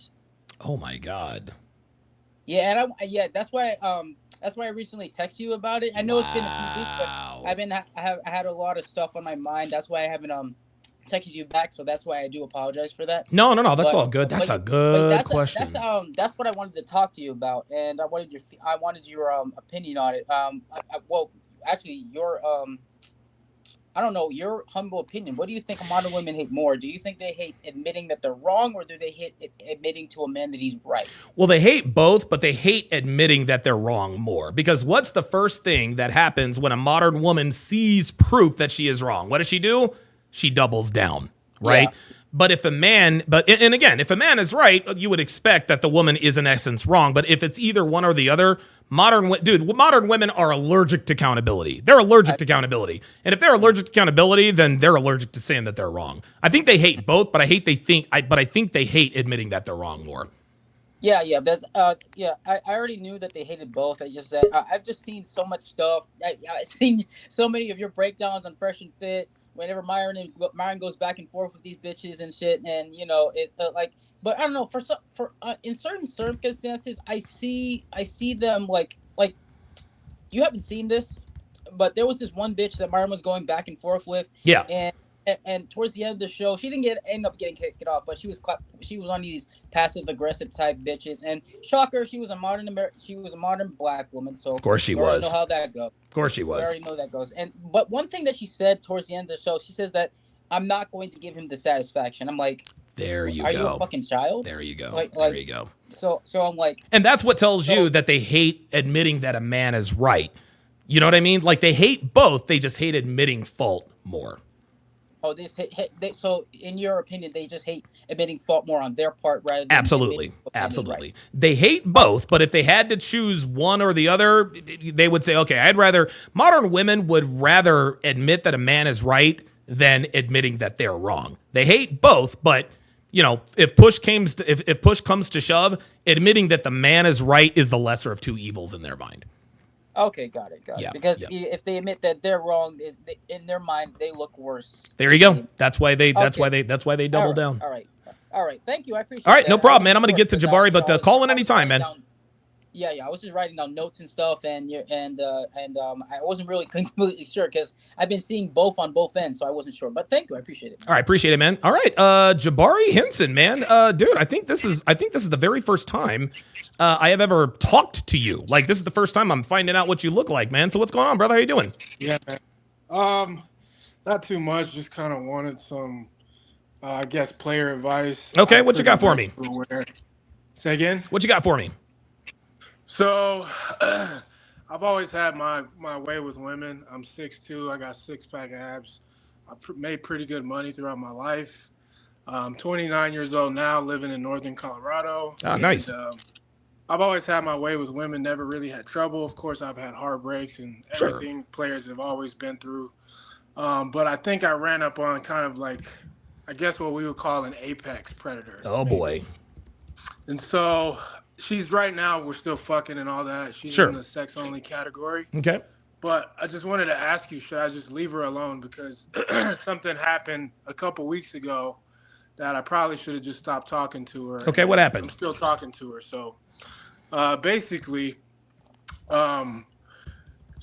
we've been talking, I guess just talking, not anything serious. And I told her from the beginning it would never be anything serious because when we met a couple nights later, like I fucked her on the first night. So this is there you go. You already know. Yeah. Fucked her on the first night. That was kind of but I've had girls that I fucked on the first night and we had, Sure. a great relation after that. Yeah, of Maybe course. not boyfriend, girlfriend, but yeah, but it was cool. It was at least cool for a bit, right? Yeah, yeah. So, fucked her on the first night. Maybe a week later, I spend the night, and some dude knocks on her window and is like, "Hey, can I spend the night?" kind of thing. And that was like the ultimate red flag for me. And she told me she didn't know who it was, but he said her name, so I knew. Oh my God! Oh yeah. And I just assume chicks are gonna lie to begin with anyway, right. Proven innocent, right? Yeah. But I guess the other night, so this has been on and off because I was traveling for work most of our relationship, or me knowing her. Yeah. And so about a month ago, she stops answering, and we live pretty close. She's about 5 minutes away, so it's an easy lay. Yeah, sure. That's why I'm still doing it. Yeah, it's convenient. And basically, she said, "Okay, I'm going to sleep," and I was out at the bars, wasn't drinking or nothing. But yeah, I guess the reason I went out is to figure out if she was out, still going out, and all this shit she had told me she stopped doing. So I show up at the bar, she's not there, so I'm feeling kind of okay about it. Okay. And so I pull up to her house unannounced because, like, I guess before this happened, the prior 2 months, she would would call me in the middle of the night and say, "Come over," and I know what that means. Oh yeah, trying to smash. Yeah, right. And I guess work's been kind of slow, so I've been spending a lot of time at her place and vice versa. So we kind of built this rapport, like, "Hey, come over in the middle of the night." Yeah. So I just pull up unannounced because she says she's going to bed. It's really weird. I'm leaving the bars after like 30 minutes of being out. So I pull up on her, look through the window, and then there's another man in her bed. Oh, we're not together. Wow. See? I could barely see much. But that was that instinct, though. Yeah, my instinct was completely 100% on point. Like I said, this is advanced game over here. So Sure. Kind of knowing it. Yeah. But I'm still like, talking to her. Like she already knows there's no real relationship. However, she does get possessive when we're out in public. Well, of course, she's a woman. Yeah, so I don't, I'm not trying to hold your hand, especially after this. Oh, hell no. No, hell no. I'm not trying to do any of that, but I still talk to her, and I was kind of just wondering. And by the way, her roommate, who I guess they stopped getting along at some point. Oh, boy. And so her roommate gave me all the tea. Oh, yes. Bad, bro. Oh, my It's God. bad. So her roommate told me, the whole time you've known her, she's been bringing guys from Denver. She would tell them to follow her home to northern Colorado. Wow. Telling me about this guy. Her roommate confirmed everything with receipts. Like, all wow. this going on. Oh, shit. All while she's telling me, you're the only man I'm talking to. I'm like, of course not. Of course. Right. Come on, who are you talking to? Right. But I'm able to compartmentalize most of it, and like, this is just sex only. However, we've been spending more than an average amount of time together. Yeah. So I guess I got a little more involved than I wanted. Of course. And so I'm still fucking her, and she asked me for advice. I'm 29, she's 22 years old. So okay. She kind of looks up to me in certain ways. I let her come to church with me today. I don't really go to church often, but I have a friend that's been inviting me. So I was like, all right, you can come. You want to go to church? Fine. Oh, boy. Yeesh. Yeah. So her roommate or whatever, is telling me to like cut her off. You can do better, blah, blah. I think her roommate wants to Her roommate wants to fuck you. Yeah. Her roommate wants to fuck to get back at her.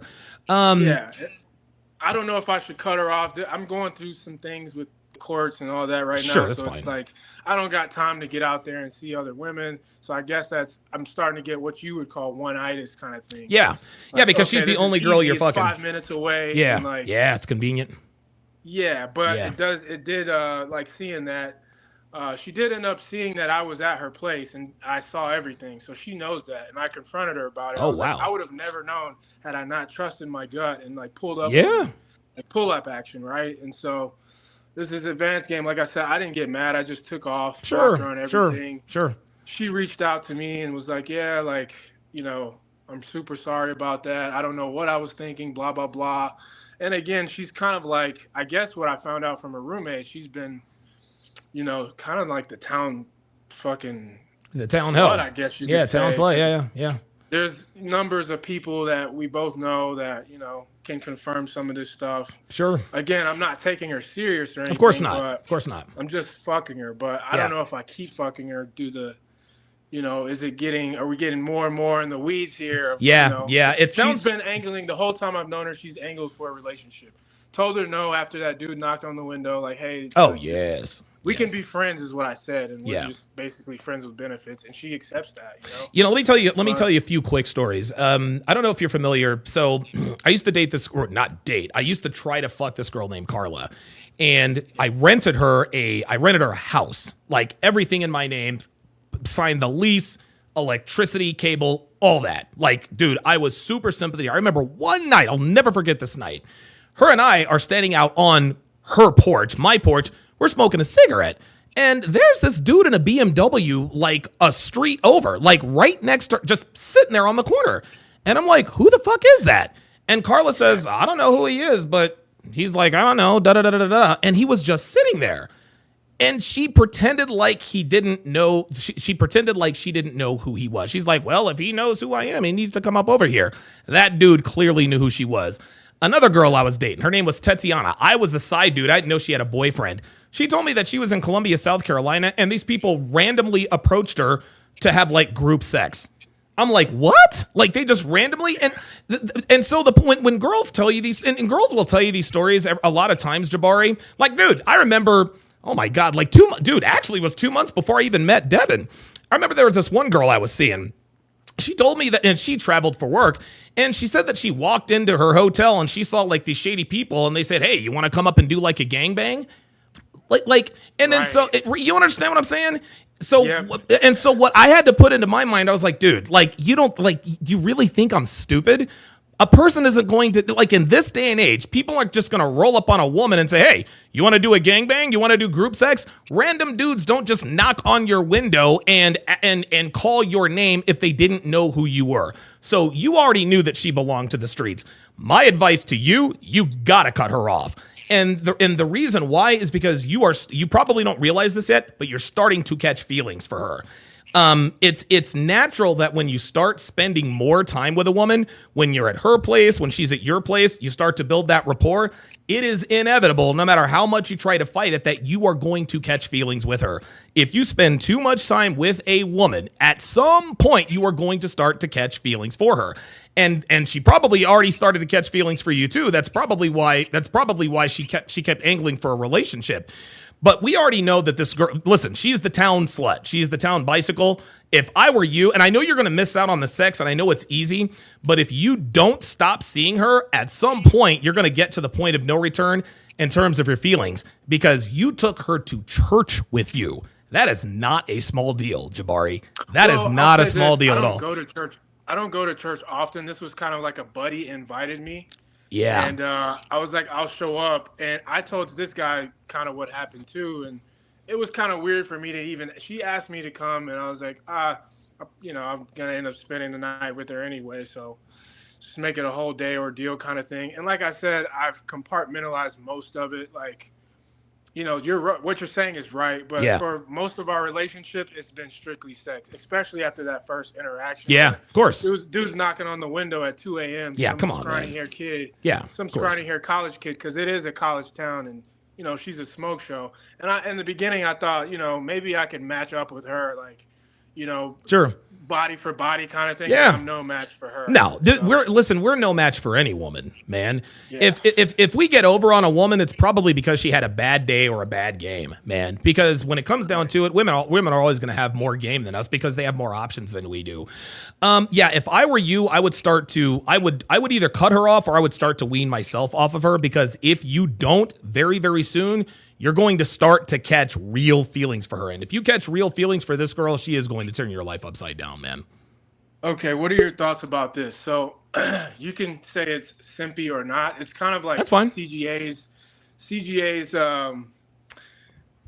it's not pay for play. So she's a 22-year-old, not in college, but in a college town. So she's broke. Throughout our relationship, she's been, needed stuff here and there, like her food stamp card got hacked. She's a white girl, by the way, and her food oh wow, stamp even card worse. got hacked.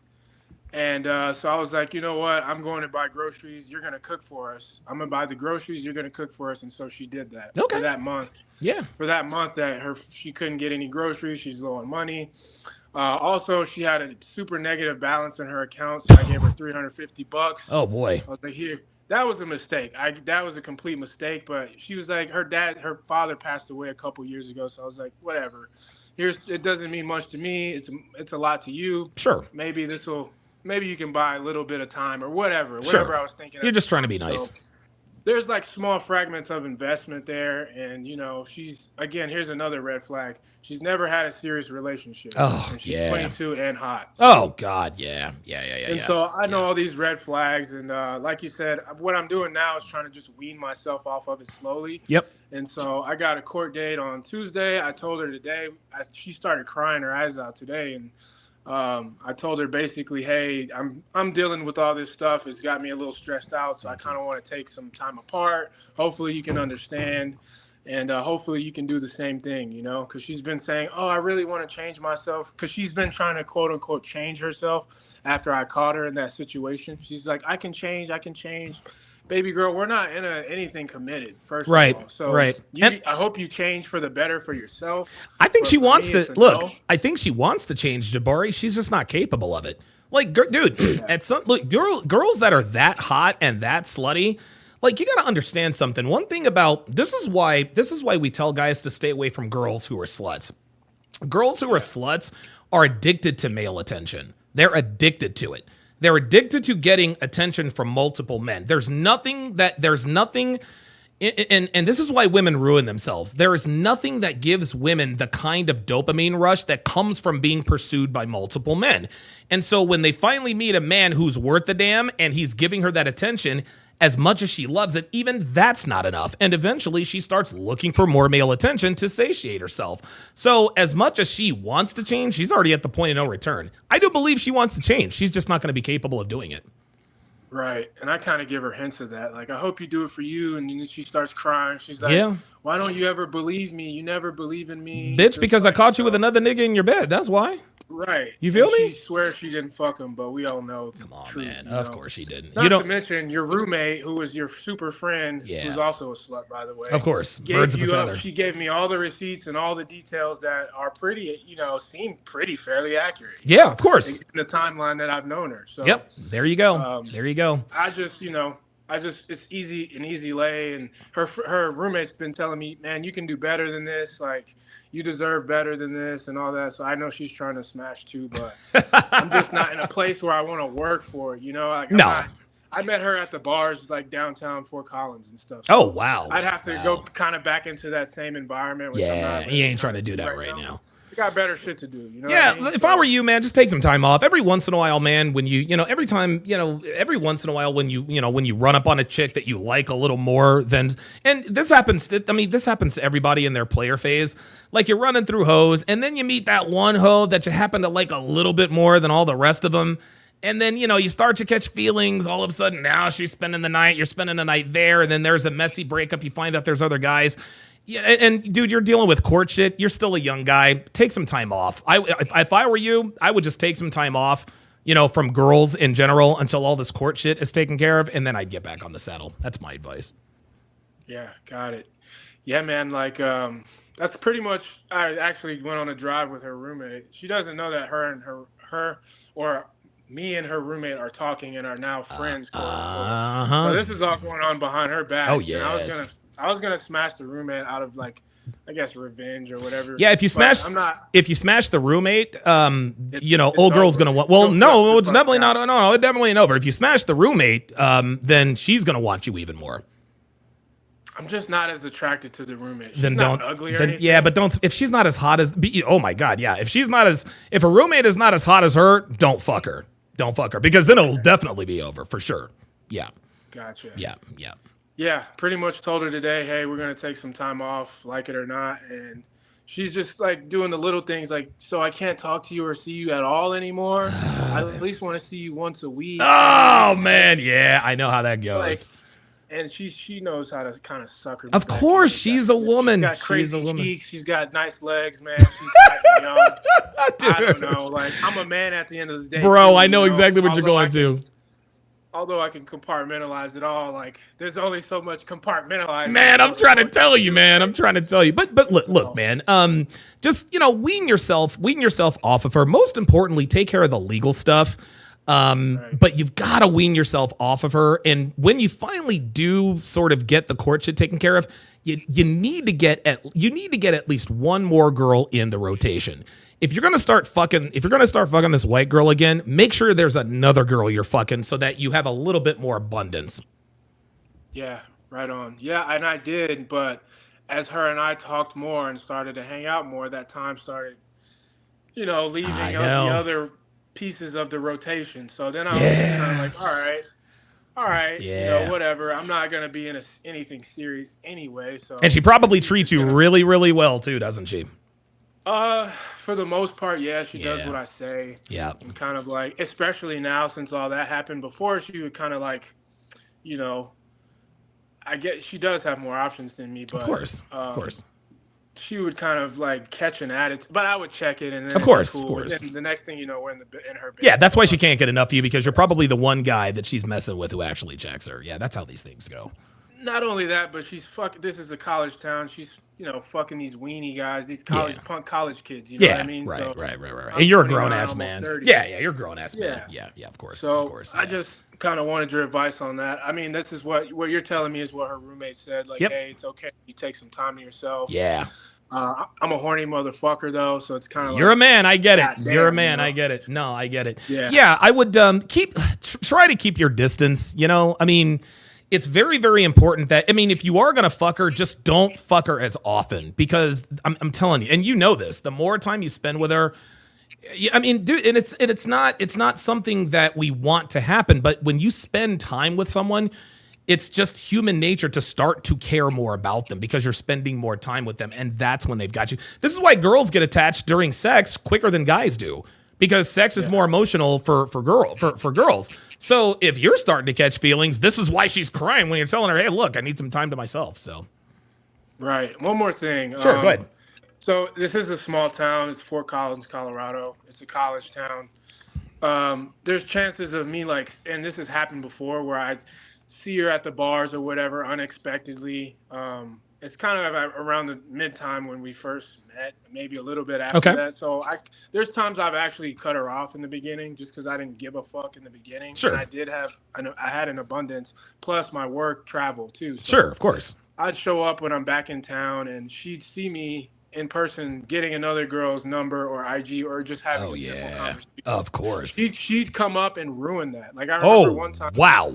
I was talking to this hot redhead chick named Hannah, and damn, I was getting her Instagram, and she walks by. I didn't know she was at the bar. She walks by and says, I hope you have fun with her. I'm hotter than her. And she wasn't actually hotter than her, but she ruined that. The chick was, and this happened twice.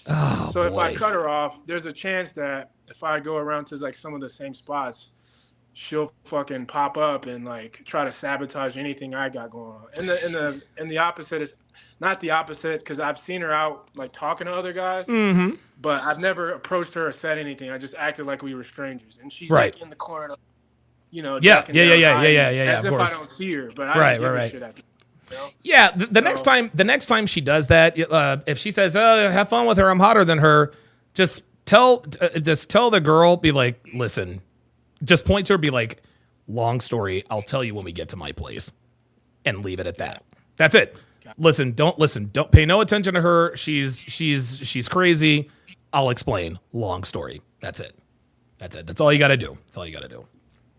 Gotcha. I thought it might work as social proof, but yes, well, 9 times out of 10 it does. It depends upon how you frame it, right? So just if you're talking to another girl at the bar, expect her to show up and try to. And dude, you might even, when you're talking to these girls, when you're talking to them, be like, yeah, by the way, I don't want this to scare you away, but I used to date this girl. She's kind of my crazy ex. She's been known to show up every now and again. So don't worry about it, whatever the case may be. Yeah. Then when she does walk by, yep, that's who she was. And the fact that she's hot, that works in your favor. Oh, wow, this girl is his ex. Okay, all right. Well, maybe he is about something. You can actually use her to your advantage. You can use her to get more pussy. like kind of finesse it, right? Yeah, there you go, man. The other thing is if I'm not talking to a girl, she'll come up. Maybe I'm with a group of friends, let's say. Sure. She'll just come up and hug me, even if we're on bad terms. So Yeah. we won't be texting at all or anything. And then she'll see me there, and then she'll come up to me and act like everything's all good. Perfect. That is perfect. Dude, play that up.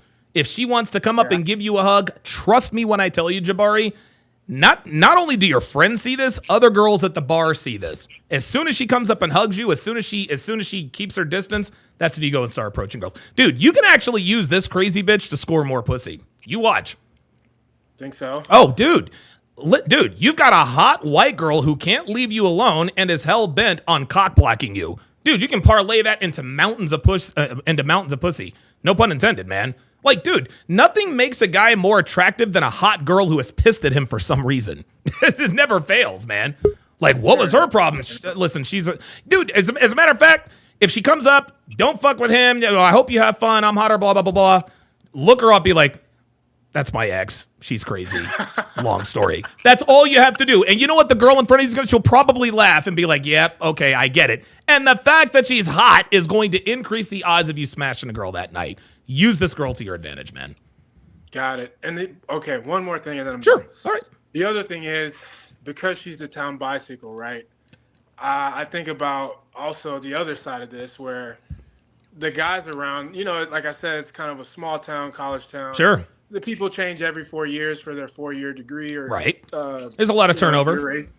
Yeah. So just the people that are normally there, like, I don't want them thinking we're dating. Because like I said, she gets real possessive. Like, she'll just grab my hand. And sometimes I've yanked it back, but I don't want to cause any. Sure. I don't want to cock block myself. It's of course not. 11, 12 at night. So I'm like, all right, whatever. But I try to, do it in a way where it's not being seen if I have to do it at all. But most of the time, I just kind of yank my hand back. Like, you know what this is. Yeah. Let's just have fun. Right. But I don't want to cause anything. But I also don't want others or other women, for one, unless it's that situation we just talked about. But, the guys that I might know to think I'm, dating the town bicycle. Right. You know what I mean? Right. So that's the other side of that coin. Like, yeah.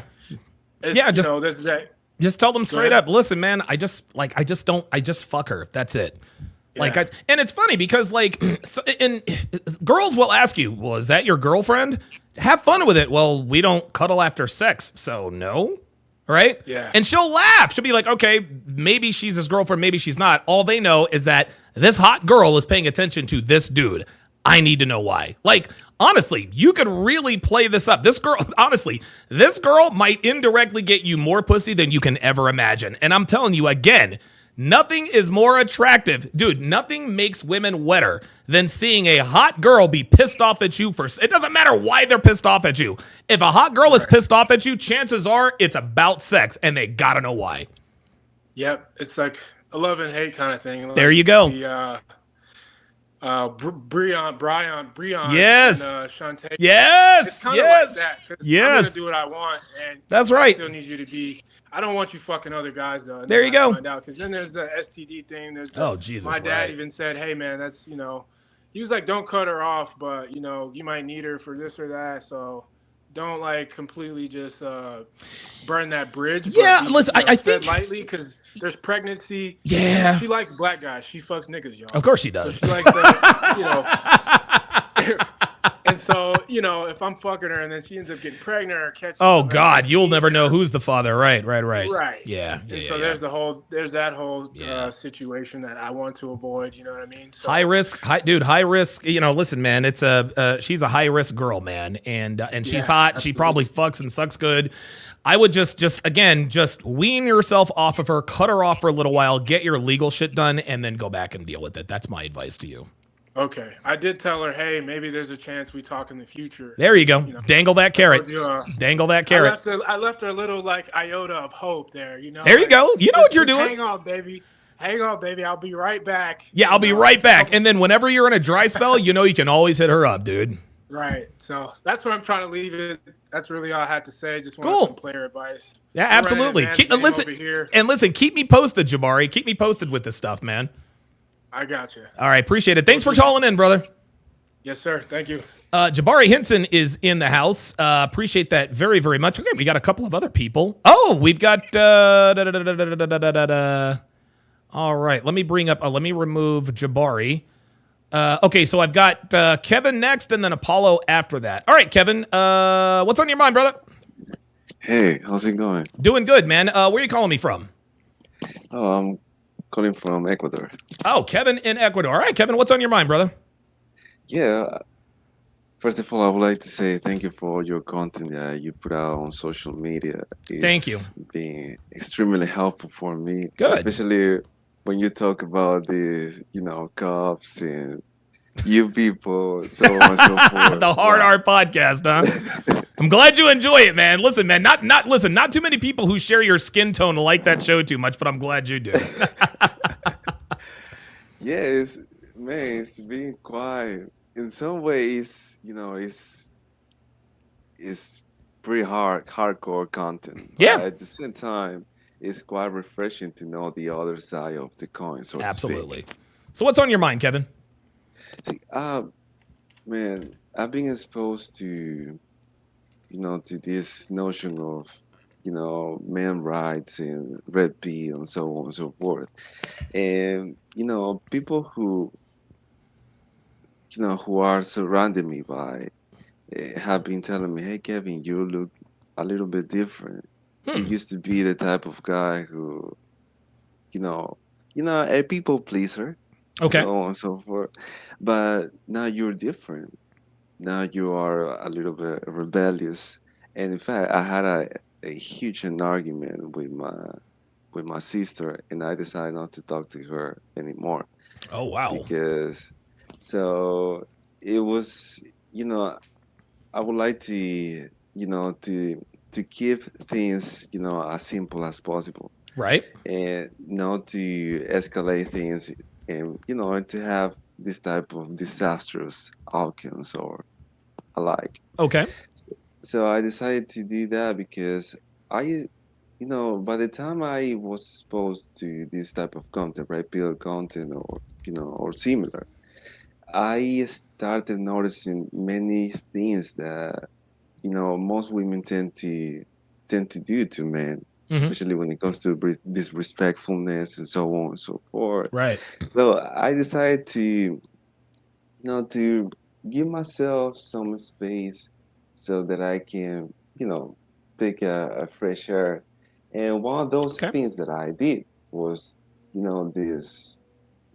this pretty much like being, tracing a sort of distance from my sister. Okay. All right.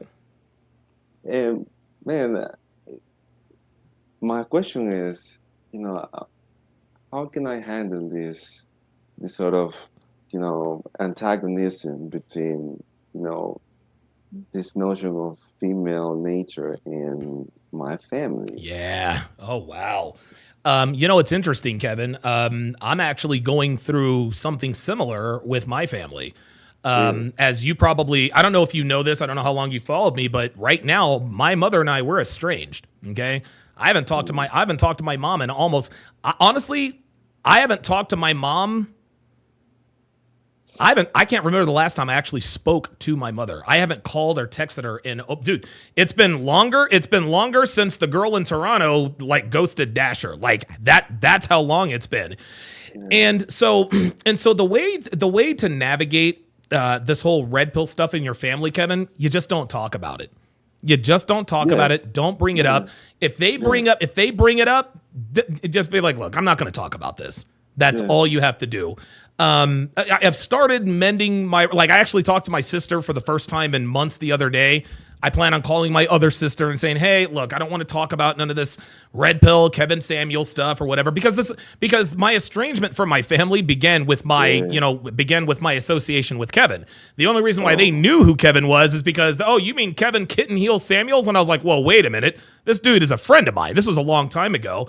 And so I had to learn very quickly, Kevin, that I did that in order to be on good terms with my family and my sisters, more specifically my mother, you just can't talk about that stuff. You really just have to let that stuff go, man. You cannot. And I know it's tempting to, and especially when you get this newfound knowledge, it's almost like you feel like the world has opened up to you, right? Like you understand that, bitches ain't shit. Don't listen to what she says, watch what she means and all this other kind of stuff. But it's just like the movie Fight Club. Rule number 1, do not talk about Fight Club. Rule number 2, don't talk about Fight Club, and so on and so forth. I would be so the way to navigate this is there is no way to navigate this. What you need to do is simply not talk about these topics. When they come up, tell your family, look, if this is what you guys are going to talk about, I'm going to exit the conversation. That's the only way. That's the only way to navigate this, because it's not going to go well if you continue to try to convince them that you're right. Because even if they know that you're right, even if in their minds they know that what you're saying is the truth, they're not going to admit it to you. Because it's just like Phoenix Light Games asked. He says, which do women hate more? Admitting a man is right or admitting that they're wrong? Well, the answer is yes.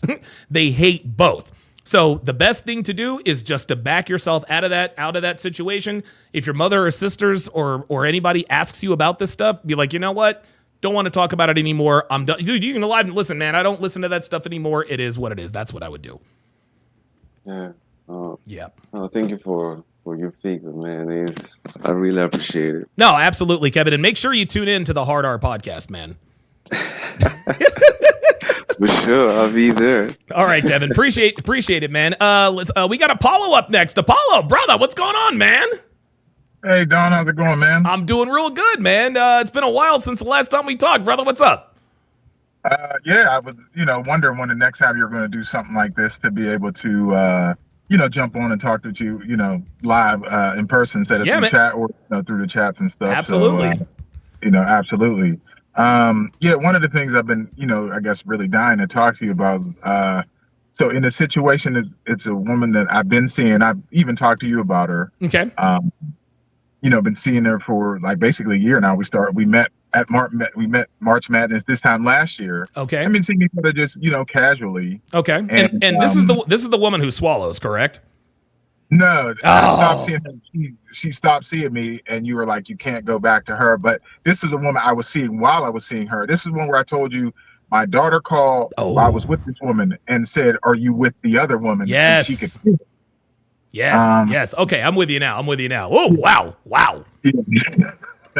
I know that was crazy, but that was nuts. So I've been seeing her, this year, and it was interesting that, it's just been casual. So, at one point she started seeing a guy. We didn't talk for 2 months, but then she came back like, I missed you, and it wasn't the same with him like you. Right. And I'm like, okay, cool, but nothing is changing. We're still going to be casual. So if you want to see somebody, I'm seeing people, There you go. And it's fine, but she's been pushing, but I'd love for you to be my boyfriend. I'm not seeing anybody, all this stuff.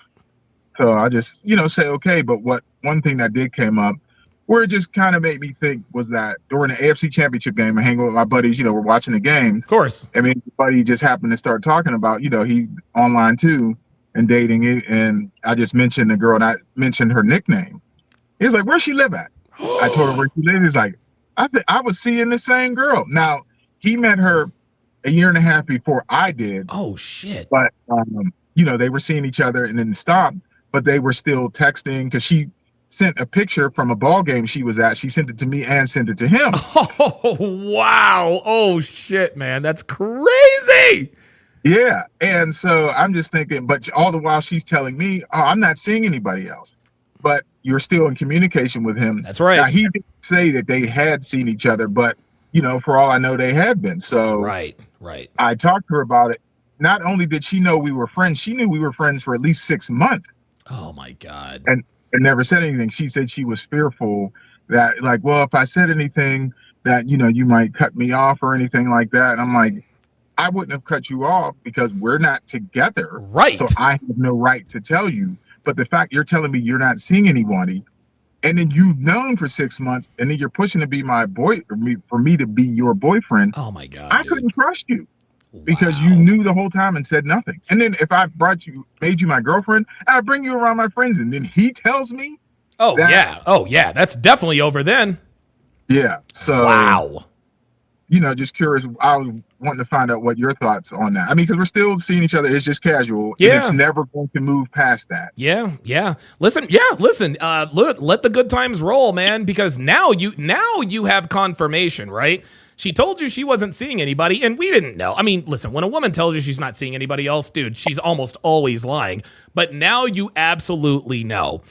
I would continue to let the good times roll. Do not elevate her past recreational use only, man.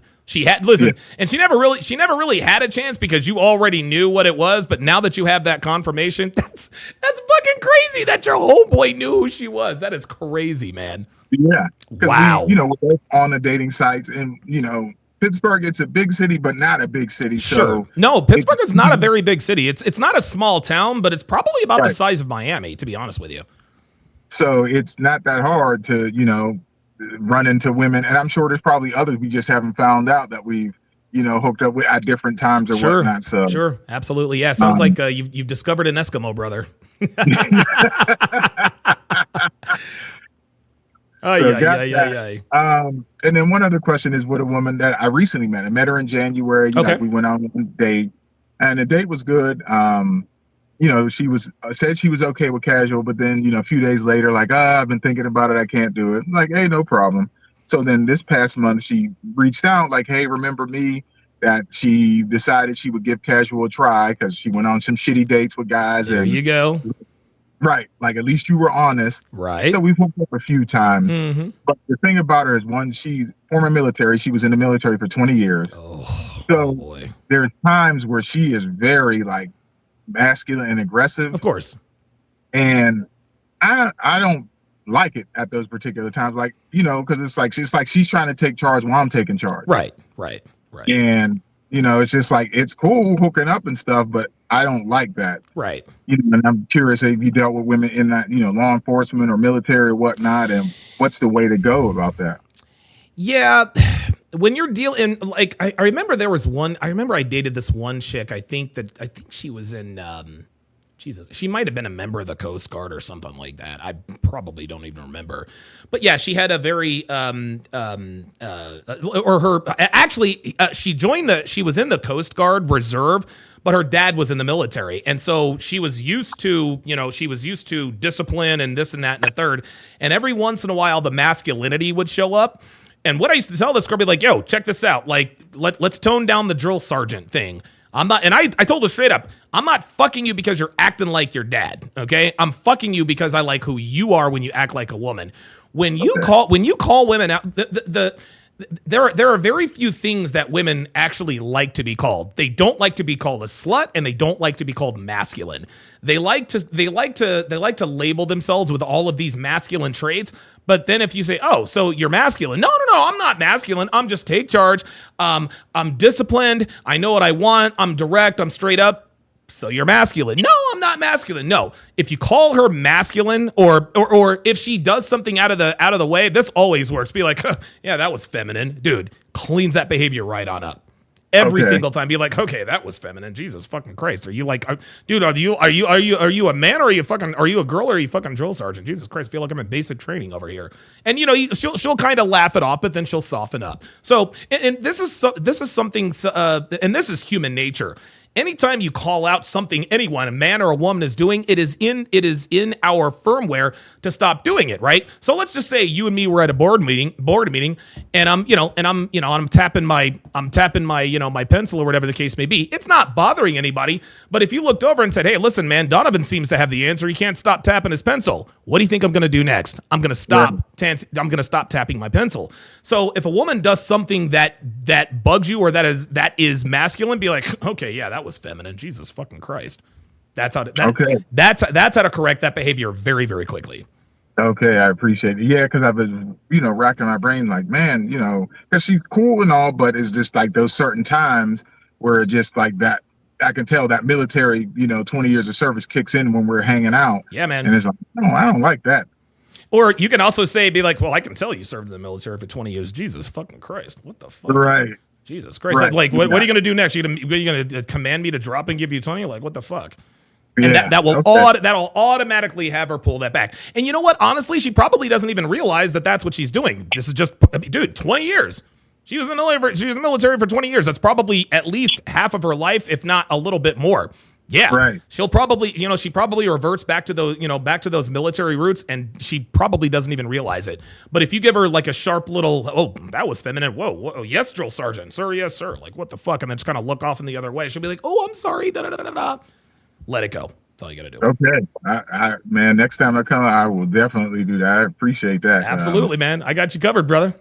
Yeah, and I gotta say, as far as the this Temptation Island, oh my God, this is the greatest season I have ever seen. All the breakdowns done and that scene, I was just like, oh my God, it's awesome. It's awesome. This is like the lopsided fight, like Tyson fighting Spinks. It was over, 90 seconds. Over in 90 seconds. And it was funny because right off the bat, I'm looking at these dudes. I'm like, 3 of these 4 dudes have cheated on their girl. Like, I think we might be in for a little bit of a war.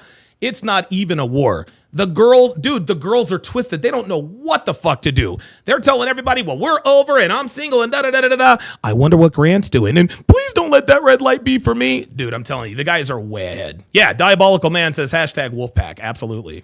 Yeah. So now, I know in the last breakdown with Courtney asking Breon, now that they did the threesome and he's past that, you're saying it looks like she's angling for some one-on-one? Absolutely. That's what she is doing. Courtney, I think Courtney really does like Breon. I think she really, really does like him. And I think the only reason why she did the threesome is because she likes Breon. But I think at this point, I think Courtney really is starting to like Breon, so she's going to try to move in on him. I think it could potentially get messy, but I think Breon's going to be able to handle it. Okay, cool. I think he is. But yeah, man, this is so awesome, to break down this one, because you've seen all those other shows where the guys are always getting used and abused, man. Dude, you remember Boy Casey, what Washley did to him? Like, we felt sorry for that guy. Dude, we ain't feeling sorry for nobody. Like, these dudes are cold-blooded. Love it. And, on the girl side with all those guys, I know I had said it in the chat, like, I think they, brought these guys on so the girls wouldn't act up. I guess I was thinking, like, because obviously on the other ones, a lot of the girlfriends cheated or whatnot, just like the guys. Yeah. But of course, in this society, they're not trying to make women look bad. Nope. So I wonder, was it casting more so the women, the temptation is there to cheat, but they wouldn't cheat. So if the guys do it, we can all point at the guys and say, look at them. They're, terrible men. The women stayed chaste. Yeah. So that's what I was kind of wondering. Was it that kind of thing? You know what? From doing anything. No, I think what it is, Apollo, is I think men are waking up, man. Okay. Men are waking up. Dude, have you noticed since season 1 of Love is Blind? Like, dude, we saw Mark. He had no clue that Jessica didn't want him. There was the other guy who was with Kelly. He had no idea. Little by little, the game has shifted more towards the guys, and it's been very, very gradual. This season of Temptation Island clearly shows that the men have the advantage because both Grant and Breon are like, listen, I know I fucked other girls, but I still plan on leaving the island with the bitch I came with. And they probably will. Yeah. And it was, like coming across yourself and other content creators that I realized that, screwing around with other women, although the women I'm with don't like it, like my ex-wife, I cheated a lot. Sure. She never left. Yep. She hated it, of course. And then even when she got divorced, as you know the story, and I've been screwing around, it's been 10 years now. Yeah. Still, even the other day just called about stuff like, just wanting to see what you're doing. And, this day I'm getting a dryer delivered. Can you be here for it? And, all this stuff. So it's just like, she took me back in a heartbeat. Listen, your ex-wife would absolutely take you back in a heartbeat. She absolutely, dude, she throws the pussy. Dude, every time we talk, she throws the pussy at you. I'm like, all right, what's your ex-wife done this time? But the only reason why she's throwing the pussy at you is because of who you are now. It's just, and it shouldn't be this way, Apollo. You fucking other bitches should not make you more attractive to other women. But we're in 2025, fam, not 1925. We play the game according to the rules. That's what we do. Yeah.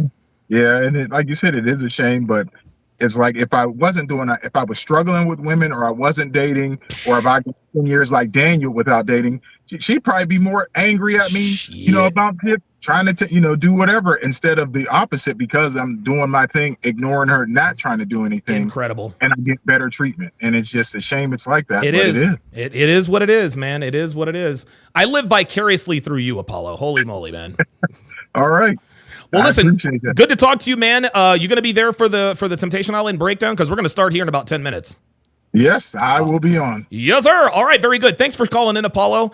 That is my guy, Apollo in Pittsburgh. I live vicariously through him. I actually live vicariously through everybody. I live vicariously through everybody. Okay, so what we are going to do now, boy, that was a great show. That was a really, really, really good show. That was, that was 3 hours and 22 minutes of call-ins. I thought I was going to be able to get through the breakdown, but I'm not going to be able to do that. We are going to move the party to Rumble. Let me make sure that all systems are go on. Oh, wait, we are on Rumble. We're already on Rumble. All right, cool. So we are live on Rumble. We are about, and I'm going to put the link in the chat. I'm going to put the link in the YouTube chat. Come on over to Rumble. Let me go ahead and hit the Rumble button. Okay, very good. So all right, so I'm going to say goodbye to my YouTube audiences. Yeah, I was streaming this everywhere, guys. I was streaming this to all 3 of my YouTube channels. I was streaming this to Facebook. I actually have 36 people watching on X, man. My X audience is actually quite something.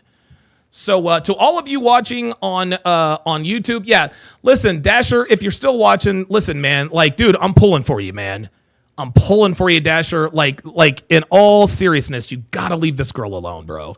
You gotta leave this girl alone. She does not want you. You deserve better. You really, really do. You really, really do. All right, so I'm going to go ahead and hit the YouTube button.